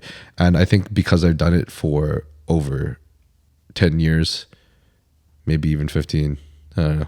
I've definitely done it for at least 10 years. My body seems to have adjusted to the point where like if I go to bed without food for 2 hours and I am a little hungry, it gets me, I don't feel right. I feel a little bit more disturbed. I think I wake up hungry in the middle of the night when I wake up every night, no matter what, to pee all the time. Right. And if I wake up hungry, I can't go back to sleep. So it's an interesting thing. Yeah, that makes sense. Yeah, I did experience that on my last bodybuilding prep I did. I just tried to like fit in all my calories like before my second workout was done, which ended at like 5 or whatever. And I would always wake up like a couple hours into sleep and I couldn't go back to sleep. And yeah, I don't like cutting it off too soon. But sometimes it's hard too because wrestling practice for me a lot of the times ends at like 10 and I don't get home till 11. So, but then I haven't eaten in 5 or 6 hours and I do feel like I should eat something after training hard, you know? But then at the same time too, like I kind of want to try to not go to bed and try to get deeper sleep. So it's kind of like a give and take in that sense. I'm not sure what that right answer is there. My girlfriend suggested maybe just kind of eating some snacks during if there is an opportunity, which is hard, but yeah. Anyways, but I've been trying it on this trip and I have felt good waking up in the morning the last 2 days. Nice. So. Nice. Has it been hard for you to like chug a quick protein shake in the middle of like your wrestling match or not match, your wrestling practice? I could probably do it. I don't think it would make me feel all that bad. I don't think protein shakes make me feel all that heavy, at least like if I'm trying to do some sort of athletic training. So I could probably do it. Yeah. Yeah, I'd assume so. I might have to try that. Yeah. I actually purposely drink a protein shake if I know I'm about to do something. Like just before this podcast, I was supposed to have a meal at 3 p.m. And I don't like to have meals before my podcast because then it's just I want to go to sleep. Or it just like it really significantly affects my brain capacity. Like at the beginning of our podcast, I was still actually digesting the protein, but I chose to consume whey protein instead of salmon. Gotcha. If I'm eating like salmon or chicken, maybe it's also because of the fat content that slows the digestion down. But the fact that I'm just drinking the whey isolate, it just goes like that. And it feels almost like water. I get a little foggy though. So like when you saw me, that was like maybe 30, 40, maybe 45 minutes to an hour after. And normally it takes 2 hours after any meal, including whey protein, for my mind to be less foggy. Really? Interesting. Yeah. Huh. I don't even know if I've ever actually like timed that for myself or not. It's something that I didn't really notice until I've always noticed it a little bit, but especially during college, I had no clue, bro. Like all throughout my entire life, like up till past college, I did not realize that the source of my ADD and a lot of my focus issues was diet. Interesting. Oh, really? Okay. Until literally like maybe like the last couple of years. So I think maybe primarily when I started doing a lot more YouTube videos where I realized I needed to be on my shit and be a little bit more focused when I was doing the video. Otherwise I just like stand out like the, or also when I started my podcast is like when I really realized just how much it affects me. Interesting. Okay. Yeah. I had not heard of that before. That's cool. It's cool that you know about it. At least you can at least control it. Chris Williamson actually does the same thing for his podcast, if you've ever heard of Modern Wisdom. Yeah. But he actually does it to a much greater extent, a little bit more extreme. Like some of those big podcasts, like I think he did like I don't know if it was a Jordanson, Peter, I don't know if it was his podcast, like maybe at 3, 4 p.m. Okay. But Chris hadn't eaten at all that day because of the podcast. He made sure to like fast the entire time till like early evening, like late afternoon, and make sure that he did the podcast first. Oh, wow. So a lot of the times he'll actually just not eat, period, for the day. Yeah, I met him once in Austin at On It where I go to lift sometimes. Oh, nice. Yeah. You go lifting at On It? Yeah. My girlfriend's a coach there. So that's actually sick. where, thanks, man. That's actually where I met her. So I work out with her a lot there. Okay, cool. I'm a big fan of Aubrey Marcus. Some of these people know here. Yeah. Especially probably the way I talked or some of the things that I say. But yeah, bro, honestly, Aubrey Marcus has been probably like my biggest role model in the entire podcast industry for maybe like the last 6 years. Damn, yeah. When you come to Austin, you should go check out the On It then. 100% Yeah, for dude. sure. Hell yeah. That's why I'm really trying to go to Austin, dude. Austin just sounds awesome. Yeah, man. yeah. You should go. You should go. Make sure to let me know. I'd love to see you. All right, but That'd be sick. Fuck yeah. If you feel like any of the medications that we spoke about today may benefit you, such as BPC 157, GH secretagogues such as Tesamorelin, IGF-1, oxandrolone troche, semaglutide, then you can obtain these from Transcend HRT, and the link for that will be in the bio. If you feel like you're experiencing symptoms of low testosterone, such as depression, anxiety, lack of motivation, as well as lack of sex drive, then you can get this checked out as well by getting your blood work done at Transcend, and they will provide you expert medical analysis. Transcend HRT has worked with many professional bodybuilders and pro athletes, such as Thor Bjornsson, Phil Heath, and Jeremy Buendia. And if you feel like this podcast has any relevancy to you, I do believe that this clinic will provide of great benefit to you as well. By the way, I forgot to mention, in my in the little DNA testing that I did, I also saw that what did it say? I kind of wish I could just look at it and show you, but I had a propensity for being a percentage of the population that has a hard time losing weight. Really? Yeah. I don't remember what demographic it was more aligned with.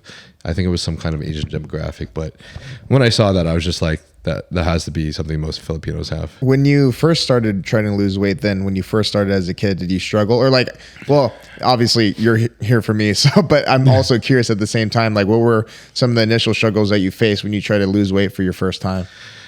Everything, dude. Everything, bro. I cannot lose weight for the dude. My parents always cared about health.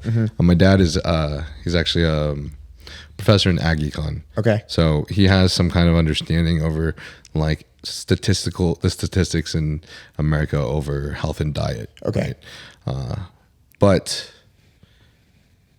unfortunately, I was a kid where like in the middle of the night, whenever they were asleep or they weren't around, I would be sneaking to like the closet or the cupboard room to like get all the snacks and just eat that shit. Yeah, same here. Behind their backs. So there's this one point where like when I was a kid, I was like pleading to my dad, and he was being so sweet. Like he was being really sweet about this because I think I was like, I don't know what was going on in my life, but I was crying, man. I was crying. I'm like, Dad, please, like, just give me a Wendy's Baconator. I just want the Wendy's Baconator. Right. Like my mom won't let me have anything, and she fucking blah blah blah. And he's like, fine, just eat it before you get home, so mom doesn't see. Baconators were honestly probably top 1 or 2 favorite burgers. Top 1 or 2, bro. Yeah, 100%.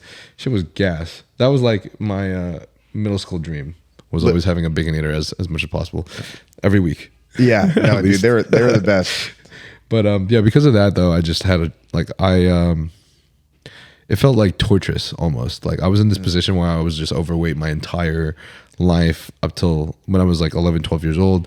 Those entire 12 years, I was pretty overweight. I think I started off with a skinny baby, and my grandma was like, it looks ugly when he's skinny, so we need to make him fatter. So she like fed me a bunch of food, and then as I got old enough, she started feeding me a lot of ramen, like from the fucking Maruchan ramen packets. Yep. So I think because of that, and I think maybe just a combination of that and my genes, it was just impossible for me to lose weight, and people would be making fun of me for being Asian, having all these weird ass foods that I'd be bringing to school, like hopia, but they don't know what it is. You know, white kids don't know what it is at the time. And I was in Texas too. I was in College Station, Texas. So were you? Okay. Everyone was like, you know, Aggies, like cowboys, white ass people. So really loved, you know, it was a cool culture. Everyone was, you know, I'm appreciative of it, but it wasn't really a good place for me. I gotcha. Yeah. So, yeah, I struggled, and I really tried to like drop it, and I couldn't. So then I just decided, like, at one point after that thing happened, I had enough like motive to just fast. So when I would even eat a little bit too much, I would honestly just go to the toilet and like throw up. Oh, really? So okay. That was like the first month, and then I ended up losing 40 pounds in like 1 to 2 months. So like when that habit started coming together, you think, or when after that like incident happened, and I was just like, I don't want to like be in this position anymore. I don't want to be fat. I just don't want to be like this. That kind of like ensued the whole process. Wow. Of me just like trying to literally eat absolutely nothing, and then basically like throwing it up if I did. Wow. And then around the exact same time, I started focusing on eating a lot more protein. So like I remember going to like the tennis club with my dad, and at the front desk they had these like green and red bars that were just sticking out, and I was like, wow, these look gas. Looked at it, it's a builder's bar, and I'm like, holy shit. has like a lot of protein in it, says it's going to make you jacked. Right, like, right. Dad, can I please have this? So then for like the next like few months, I would always like bring home a bar like once a week or something, and it would be like my magic bar. Yeah. I'd be like, I'm not going to eat this until right after my last rep. And then I'll immediately eat this thing and I'm going to get fucking jacked. Yeah, smart. Yeah, smart, right? Yeah. I don't know how much it worked. I don't think it worked that much. At least the logic was there. Yeah. But started all the whole journey. So Dope, man. let's ask these questions people are curious about. Cool. By the way, while I'm looking for the questions, just out of curiosity, have you ever hit a plateau? Strength or Anything? Yeah, I mean, I would say so. I think that one plateau in one thing, let's say literally like powerlifting, I think if I hit a plateau in deadlifts, more often than not, there's one other lift that's responding. And I think a lot of powerlifters will kind of tell you that. I think if everything's plateauing, then there's something that is probably glaringly wrong with your programming. From a bodybuilding standpoint, it's hard to say because I really haven't put all that much effort into building a physique up until maybe the last handful of months. And so I've seen improvements in my physique over the last couple of years, like especially since I started doing a lot of full ROM training for my chest. Like my chest has responded to full ROM training better than anything else before. Wow. In the last like couple of years. Dude, I think I'm experiencing the same thing, but literally only just now. Okay, wow. I Okay. only started like 2 months ago to the point where I'm like literally stretching as much as fucking possible. Love it, man. Because you had Dr. Mike on, right? And Yeah, Jared? yeah. Okay, great. Yeah. I love those guys. So anyways, I try to take a lot of the stuff from them. And for particular, my chest has responded the best to that. I think my shoulder and tricep dominant. So like I talk about my bench being weak, but my dumbbell strength is actually impressive in comparison to what my barbell bench is. But I think shoulder and tricep strength take over much more before my chest does. And so when I started doing my deep dips or deep push-ups, deep flies, deep dumbbell pressing, that's where I looked at a before and after from a year ago till now. My chest growth is like substantially more. So that was cool to see. Nice. I think arm growth has always been relatively gradual. I feel like my legs, I see some more muscle maturity, but they're relatively the same size, or if not technically smaller than they were like probably 5-6 years ago. You know, they're not all that much bigger. So it's hard to tell you from a physique standpoint because I haven't really put all that much effort and focus into purposely building up body parts. I just kind of look at transformation pictures a year later, like, oh, look, this got bigger, you know? So Gotcha. yeah. I forgot I want to ask this too, but you kind of just reminded me, like, what was the worst injuries that you've experienced? So my worst injury to date has been a knee injury that was sustained about a year ago in jiu-jitsu during training, where basically one of my best friends had gone for a takedown, and he's a big dude. So he's like 270, and he's going for a takedown, which is essentially supposed to kind of trip the outside of my ankle to sit me to my butt. He came in a bit too high and then came into the side of my knee. So his 270 frame coming into the side of my knee, and then both of us basically coming down onto the mat, like on my knee like this. There's a video on my Instagram. That was my worst injury. That was a full PCL tear, a partial ACL tear, 3 partial MCL tears, Jesus. and then somehow somehow fractured a bit of part of my femur during that. Oh my God. Yeah, it was really bad. And so that took in totality, it took me about 6 months to get back training jiu-jitsu. Not 100% effort, but at least back on the mats again. And then probably it took about 7 months to deadlift 800. And then as far as like running and sprinting, about 9 months. And then I started getting back into wrestling at about the 9-month mark too, 9 or 10 or something like that, okay, without surgery as well. And that also is due in large part to a lot of the mobility stuff that I've been doing leading up to that point, like putting a lot of emphasis on strengthening the muscles and tendons and ligaments of the knee, of the surrounding muscle groups. And I do think that helped me a lot. It gave me a really good foundation for my body to try to meet up to again. And then it also allowed me to like build the knowledge to understand and know how to take an injury as bad as that was and actually like bring myself back to be able to do pretty much everything that I could do prior to that. And on top of that, a little bit more with like some of the PRs that have happened and some of the mobility PRs that I've hit since then. But it's been a process for sure. And the knee isn't even 100%. There's still times where like, I think some of the scar tissue causes like it to pop or shift or kind of like crack a little bit, which causes some soreness. But other than that, it's at least allowing me to do these different things. Gotcha. Yeah. What is like the best? What are the best exercises that you've done for mobility? I'm assuming some of them were potentially from knees over toes guy. Yeah, so that's where I started, because when I had started with my first powerlifting coach, Dawson Wyndham, I was basically just a sponge. So I was learning how to program from a powerlifting side of things. I was learning the proper form and different powerlifting lifts. And then I was also learning a lot of knees over toe stuff, because he went down that rabbit hole a little bit before I did. And then when I started seeing increases in my mobility, and then I decided that I wanted to stop being 240 and go back to 200 and really focus on jiu-jitsu, then I was like, okay, well, I really need to prioritize all this stuff and become the most mobile and athletic person I can be. So then I really started diving down that whole library of exercises. And so I saw a lot of improvements early on in my hip mobility and my ankle mobility and the overall stability of my knee. There's just a lot of things that I could do during that time that I couldn't beforehand. And then I got really into Nordic curls. And in my opinion, I almost feel as though the Nordic curls had saved me from encountering an even worse injury, because long story short, I wanted to start doing Nordic curls, and then I started doing them for basically 3 times a week for 2 months. At the end of that 2 months, I hit my first bodyweight Nordic curl, like without assistance, and all the way down, all the way up.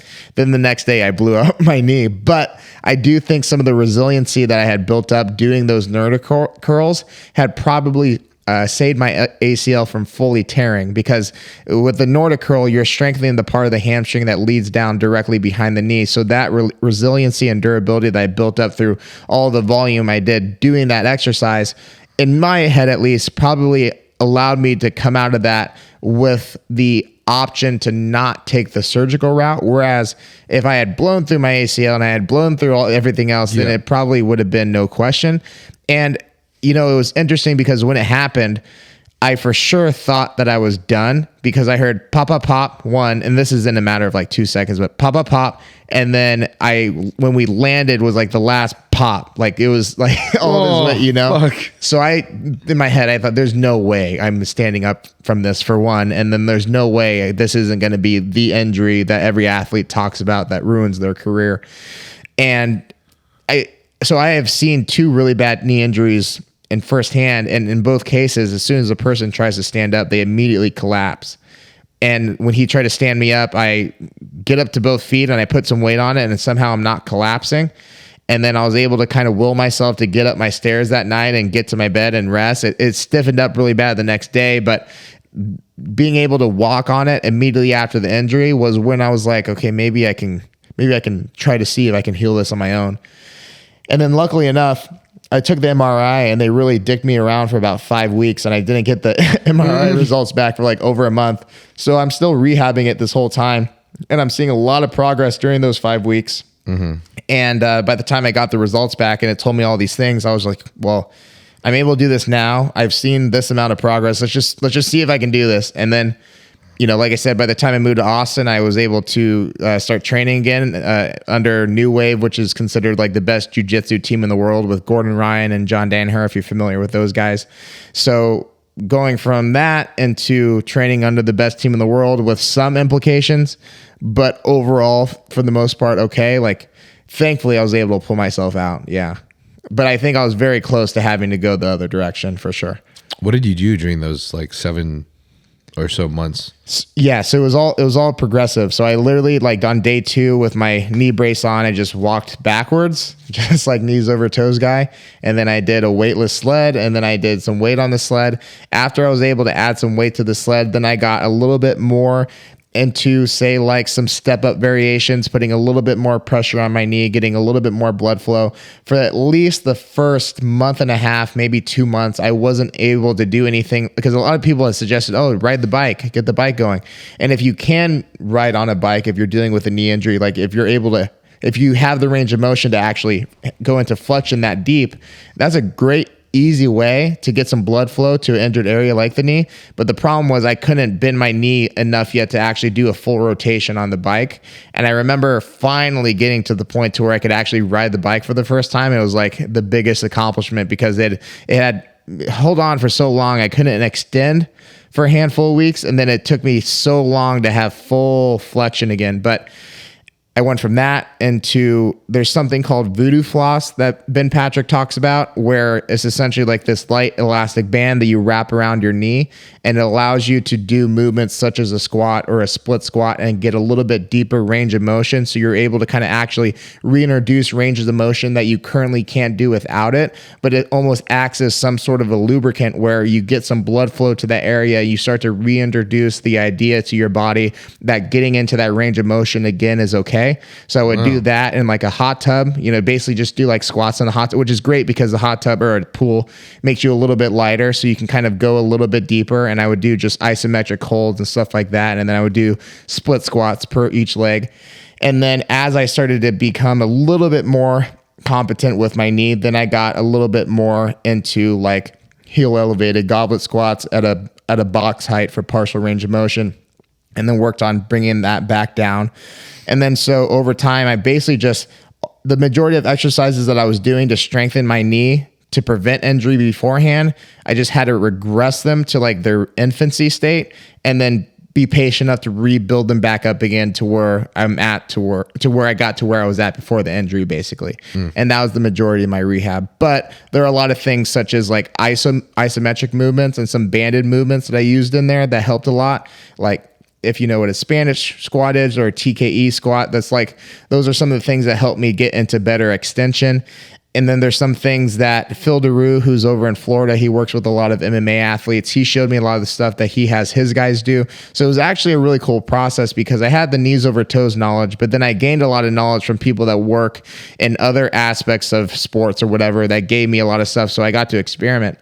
And then the last thing of rehab that I had to do at the end that I put off for much too long was the running and jumping and everything like that, because I could squat 405 well before I could run or jump.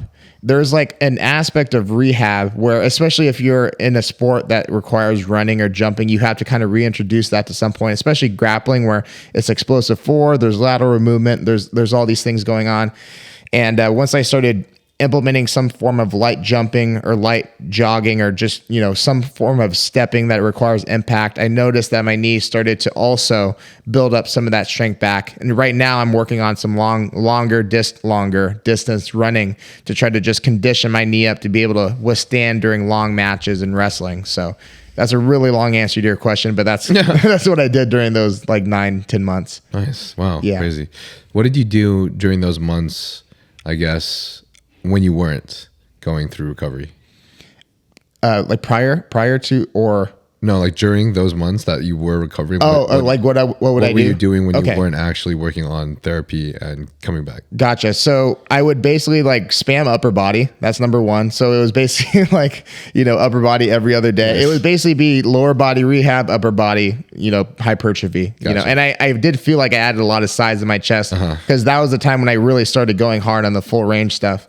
But then also during that time, I was teaching full time at TNT MMA Training Center, which was my old jiu-jitsu gym back in Phoenix. And I had my adult classes. And then at the end, as I was preparing for my move to Austin, I took over the kids and I kind of just focused on the kids. And that's where I get into like this, let's call it portal from having this kids class where I have the opportunity to impact this group of like 40, 50 kids and take that into now what I want to do for my bigger life goals. It was a really cool kind of transition.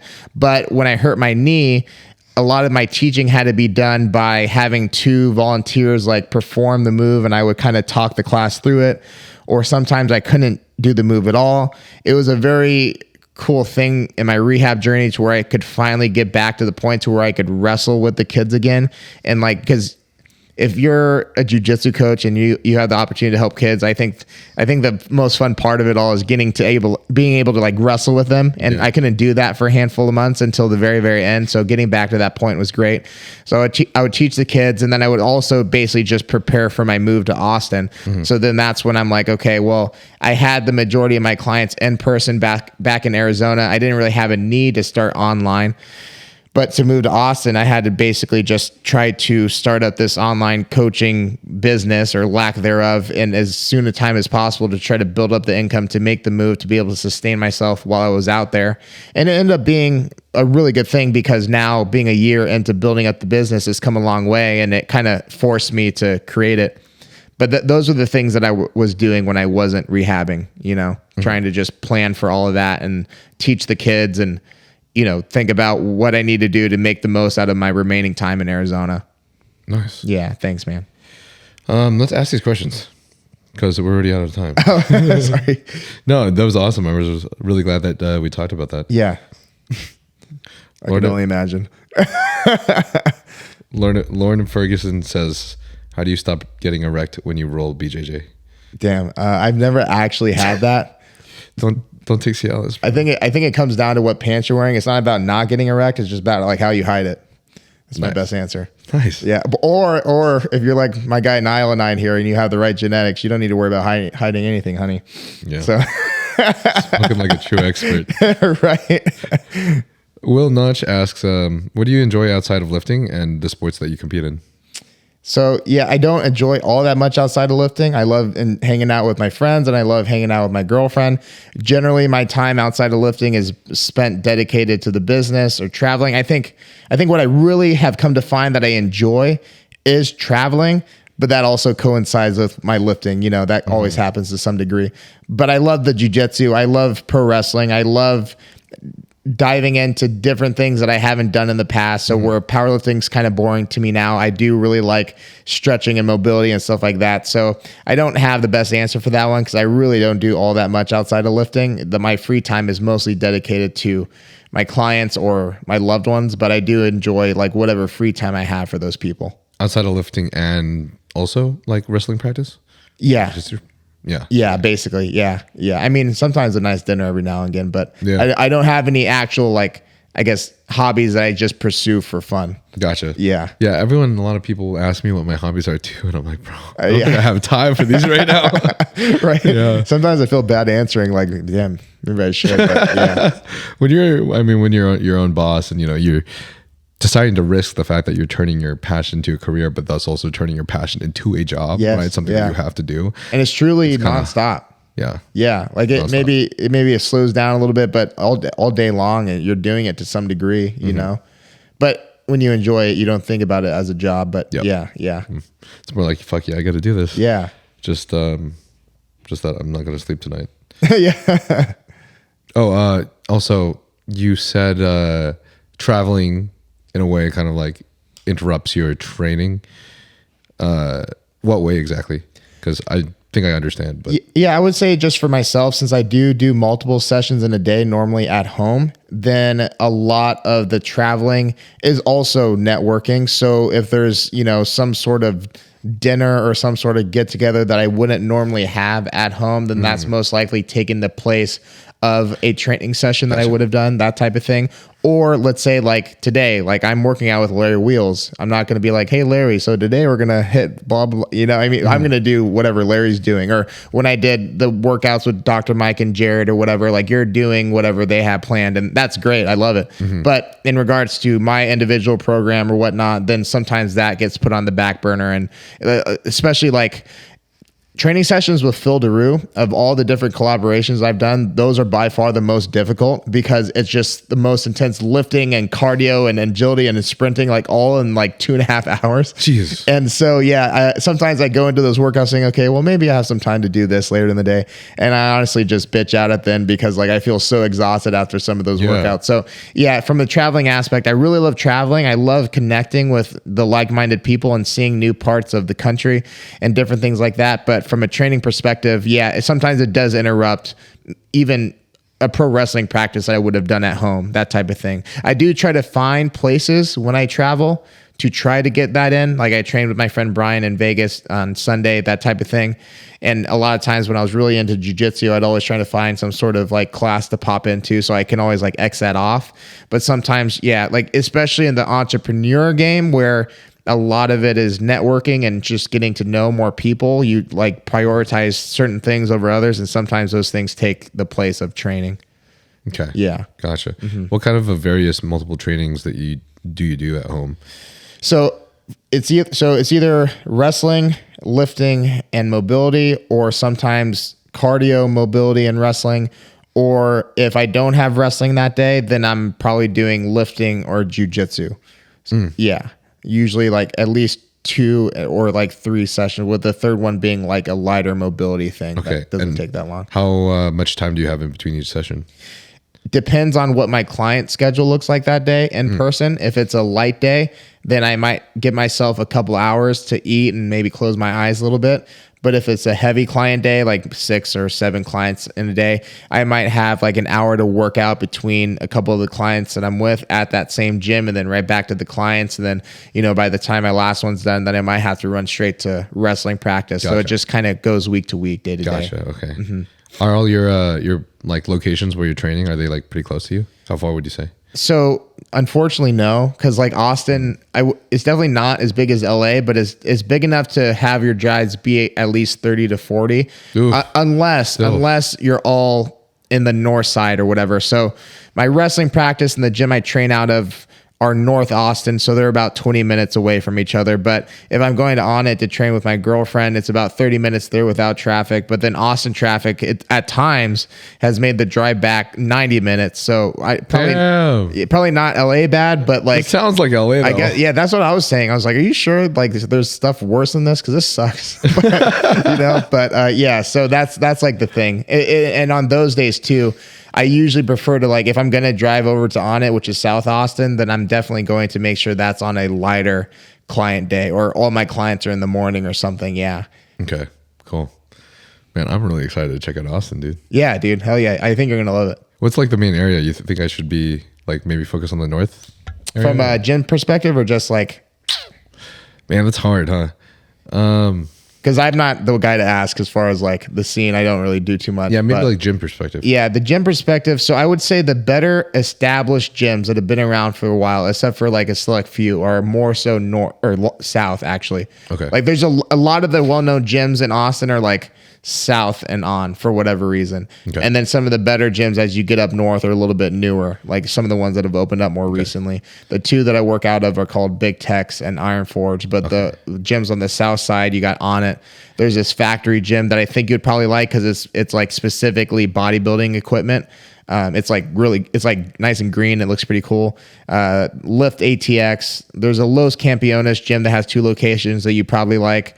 Anyways, if you're in town, I can show you these places, but I think you'd probably like that factory one. It's like specifically bodybuilding, like a bunch of machines and stuff. Yeah. Nice. Yeah. Okay, cool. Yeah, man. I'm assuming there's like, so here in LA, in this valley area, there seems to be a bigger concentration of creators. Really? So like I'm like 5 minutes from Zoo Culture, and then also the Young Only Gym is like maybe 30 minutes from me. Oh, is it? Okay. Like northwest. So this kind of area just seems to have a lot more of like, at least the people in the niche, more fitness creators, more bodybuilders.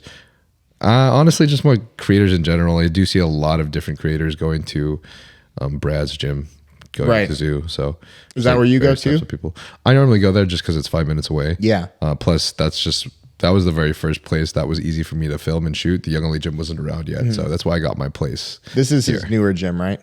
Yeah, this is his newest gym. Gotcha. Yeah. It's kind of nice. I love it. Yeah, I went there once. It's got really good energy too. Everyone there's always just very like happy and friendly. Does it? Yeah. Yeah. No one cares about cameras, of course. Yeah, for sure. I like the time I went there once. I went to his first location once too. I thought both were pretty cool. Yeah. But I'm assuming there's not like no areas like that in Austin. It's interesting. There's definitely a lot of content creation and influencing going on, but I would say it's like a different flavor than here. But I'm not in it enough to really tell you what I mean by that. I feel like, man, I don't know. I'll probably say something that's like offensive, but like I feel, I don't know. I don't really know the vibe out here, but I feel like the Austin creators are in they're, even if they're in fitness, are in a slightly different niche. I'm not saying it's worse or better because I don't consider myself to really be in either, but I feel like the LA creators are a certain flavor, like your typical, like, you know, I guess like fitness influencer. Whereas I think the Austin people, again, I'm not a part of this group necessarily. Just Austin people are maybe, I don't even know how to describe it. Like I feel like it's more likely to run into a kettlebell or mobility or health influencer in Austin than it would be to run into like a bodybuilding or just general like lifting influencer here. Gotcha. And I think a lot of that is due in part to like the zoo cultures and Young LAs and all those gyms out here that like were those big names like Bradley Martin and stuff like that. Like I think they influence some of that, where I think in Austin you have a lot more people that are very established, but like in like the CrossFit space or in that type of space. So there, it brings in a slightly different crowd, it seems like. Okay. That makes a lot of sense. Yeah. I will note that down. So Car says, ask, how do you feel knowing you look like a Baki character? Well, actually, I take that as a compliment because historically people have said I look like a Teenage Mutant Ninja Turtle. Whoa, yeah. what? I've been hearing that since elementary school. That's hilarious. So I'm glad that I transitioned into better cartoons. Nice. Yeah. Better cartoons. Let's go. Baki cartoons fucking sick. Yeah. Thank you. I always got Goku and Rufio. Oh, yeah? Yeah.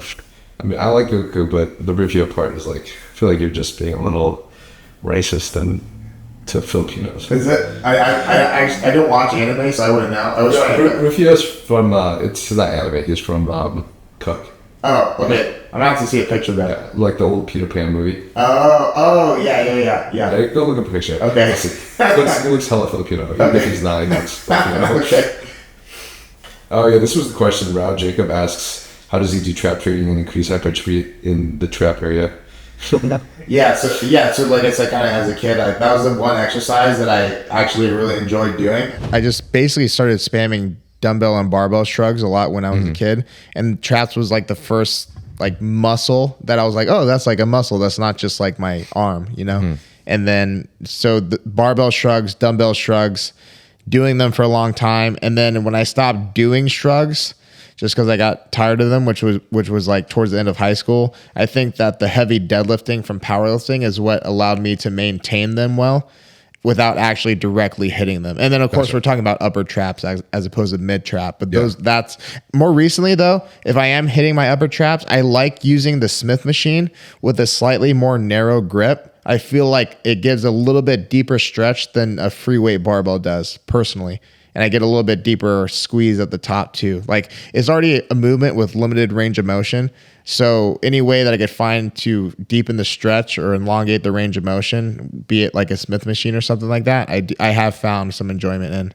Angel asks, how do you deal mentally with injuries knowing that you're being surpassed? Yeah, so that's a great question. I always think that, and I think any athlete thinks that when they get injured. And I think the reality is once you get back into it and you get back to at least close to where you were before the injury, I think you start to realize you haven't been passed up all that much. From the standpoint of I was doing really well in jiu-jitsu back home training, and that knee injury happened, and then I come back 7 months later. I go to train with the best jiu-jitsu team in the world, so automatically I'm getting my ass kicked every single day. So I'm not saying I do well against these guys. However, what I am saying is when I go back home after taking this long break and I'm rolling with some of the people I used to roll with, I'm not seeing any drastic drop. If anything, I noticed I got a little bit better because I was training with the best guys in the world. And that was with, a 6 or 7 month hiatus from the sport. So I think what's most important during those times is just to be straight up honest with yourself and understand that even if you were literally becoming behind whatever your competition is, that's not within your control. The only thing that's within your control is what you can do now in that moment to take care of that injury. So that's what all your focus should be into. And if the fear of losing progression in comparison to your peers is truly something that weighs down, then what I would suggest is do your very best to train your mind the best you can, assuming that it's not a brain injury. Train your mind as best you can so that by the time you come back, you're already able to have such a better understanding of whatever sport we're talking about. If you're a jiu-jitsu athlete or a wrestling athlete, there's a lot that can be learned and applied actually through just watching film of yourself or others or instructionals or stuff like that. I think it's one of those things where I think we all know that it would help, but it can be boring at times, so we don't do it. But if you have a reason such as an injury, that's a perfect time to start training your mind, or even start to access, say like me, now's a good time to really span my upper body and try to build my upper body up because I can't do anything with my knee. So it is, from a bodybuilding standpoint, a time to start to try to maybe put a little bit more frequency in muscle groups that you don't deem to be your strongest, or you want to improve a particular lift or get more flexible in something. Just if you don't have time to dedicate into one area, for me it was my knee, then you have that much extra time to dedicate into other areas that you could choose to either fuck around or actually use it to become as good as you can once that injury is healed. Oh yeah. That was a good ass answer. Thanks, man. I ask everybody this question at the end of every podcast, but if you had one thing that you could tell and one message you could send to the entire world if you were to die tomorrow, what would it be? I think that for myself, the thing that always comes up for me is I think about what I've had to deal with and overcome to get to a point to where I'm very much confident and have a lot of conviction. And whenever I speak about what I want to do with my life, even though sometimes it may sound silly to somebody that just met me or somebody that doesn't have goals similar to mine, whether it's getting that job or getting that degree or doing whatever you want to do with your life that you deem to be challenging, or even making yourself and or those around you uncomfortable, there has to be that breaking point where you learn to not care. And if you do care, learn to be able to put the blinders on to that and continue pursuing forward. So what does that mean? I think for myself, and you would have more experience than this than I do, but even on a smaller scale, I deal with a fair amount of people's opinions and hate and so on and so forth. And early on in my journey of trying to build up a brand, to start a business or build up a brand to do these different things, one of the biggest things that early on kind of affected me was growing up in a space where I didn't deal with too much negativity, and then having to deal with a lot of it online, where you think you're doing things for the right reason, or you think you're a likable person or whatever the case may be. And then all of a sudden, like, people just don't like you, and you spend time trying to fight or argue or prove yourself against these people that you'll never meet, that just don't really matter. And they're probably 15, just getting home from, hanging out with their friends. And so stuff like that really doesn't matter. When I started to actually be able to move on from these instances of negativity, not just from social media, but also from even some of my closest friends and or closest loved ones, in regards to being able to express to them what I want to do. Sometimes the fear of speaking your goals into existence can be the biggest hindrance for us in trying to achieve greatness for ourselves.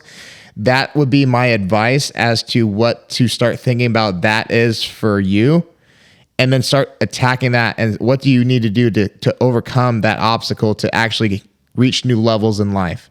It's a generally broad answer, but I think everybody to some degree at some point in time has always wanted to be a little bit better at something, or pursue something that may be a little bit unnormal, or whatever the case may be.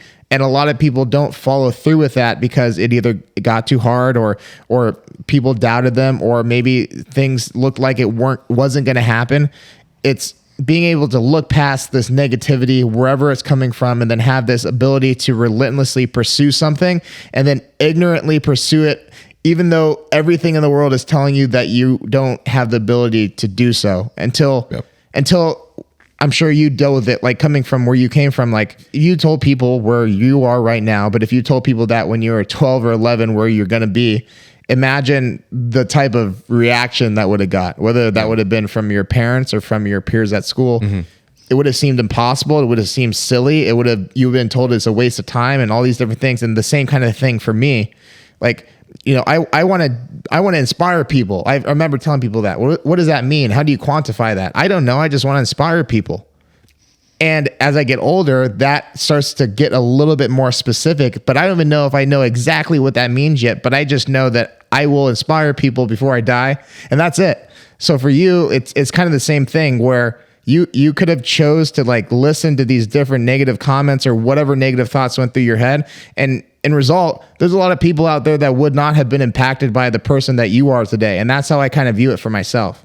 So I think a lot of people, in fact, I think everybody has the ability to do that. It's a matter of you can get your mind to overcome those initial obstacles early on in order to actually see what potential that you truly have on this earth. Prove them wrong, baby. Hell yeah. Definitely encountered those for sure. Yeah, man. parents obviously wanting you to be in education, fraternity brothers nicknamed me #BabyGap because I had an Instagram and I always wore way too tight shirts. I got my nickname. So it's so funny you say that because in high school there's like a Twitter hate page for my high school, and it was like throwing out nicknames to everybody. They called me Jimmy Baby Gap House. No way. Yeah. No way. I also wore mediums. That's lit. That's funny. No way we're double XLs. Yeah, exactly. We have a lot in common, man. I'm impressed. Yeah, no, for sure. But I really resonate with that. Now it's crazy to see like DMs and messages from brothers that I didn't even fully consider friends because, for in a fraternity, some may be your friend, but a lot of the times many people feel like they're just paying for friendship, which is in a lot of cases very true. Right. And I'm seeing some of these fraternity brothers come back and just be like, holy shit, dude, you're doing so well. So proud of you. Awesome. And I'm just like, wow, this is crazy because like I feel like I only got shit on by you. What high school or what college did you go to again? I went to Purdue. You know what's so funny is that my friend that I wrestled in my first match, he literally said he went to college with you. I don't know if you know him or remember him, or if you guys even had a class. I forgot what he told me. But he told me he's like, I went to Purdue with him when I was getting my PhD or whatever. And it's crazy to see where he's at now. So the guy that I wrestled for my first match actually went to school with you too. No way. Yeah, I appreciate that from Ty. That's nice. Yeah, of course. I guess that's about it. So sweet, man. Yeah, thanks for coming on the podcast, brother. Thank you for that. Was really cool. Thank you for the opportunity, man. I really appreciate it. Thank you guys for listening. I really do appreciate it. Where can everybody find you? You can find me on Instagram at Coach Jimmy House or YouTube at Jimmy House. And if you're interested in coaching or anything like that, strength, fitness, conditioning, mobility, you can sign up on jimmyhouse.com. Nice. Thank you. Yeah. Well, thanks for coming on again, dude. Thank you, man. Everybody, if you want to support the podcast, you can by rating us a 5-star on Apple Podcasts, Spotify, or anywhere you find your podcast, or subscribing to the YouTube channel and clicking the bell button because that's how we get bigger, greater, sick guests like Jimmy today. So sweet. Thanks for coming on again, bro. Thank you so much. I appreciate it. Sick.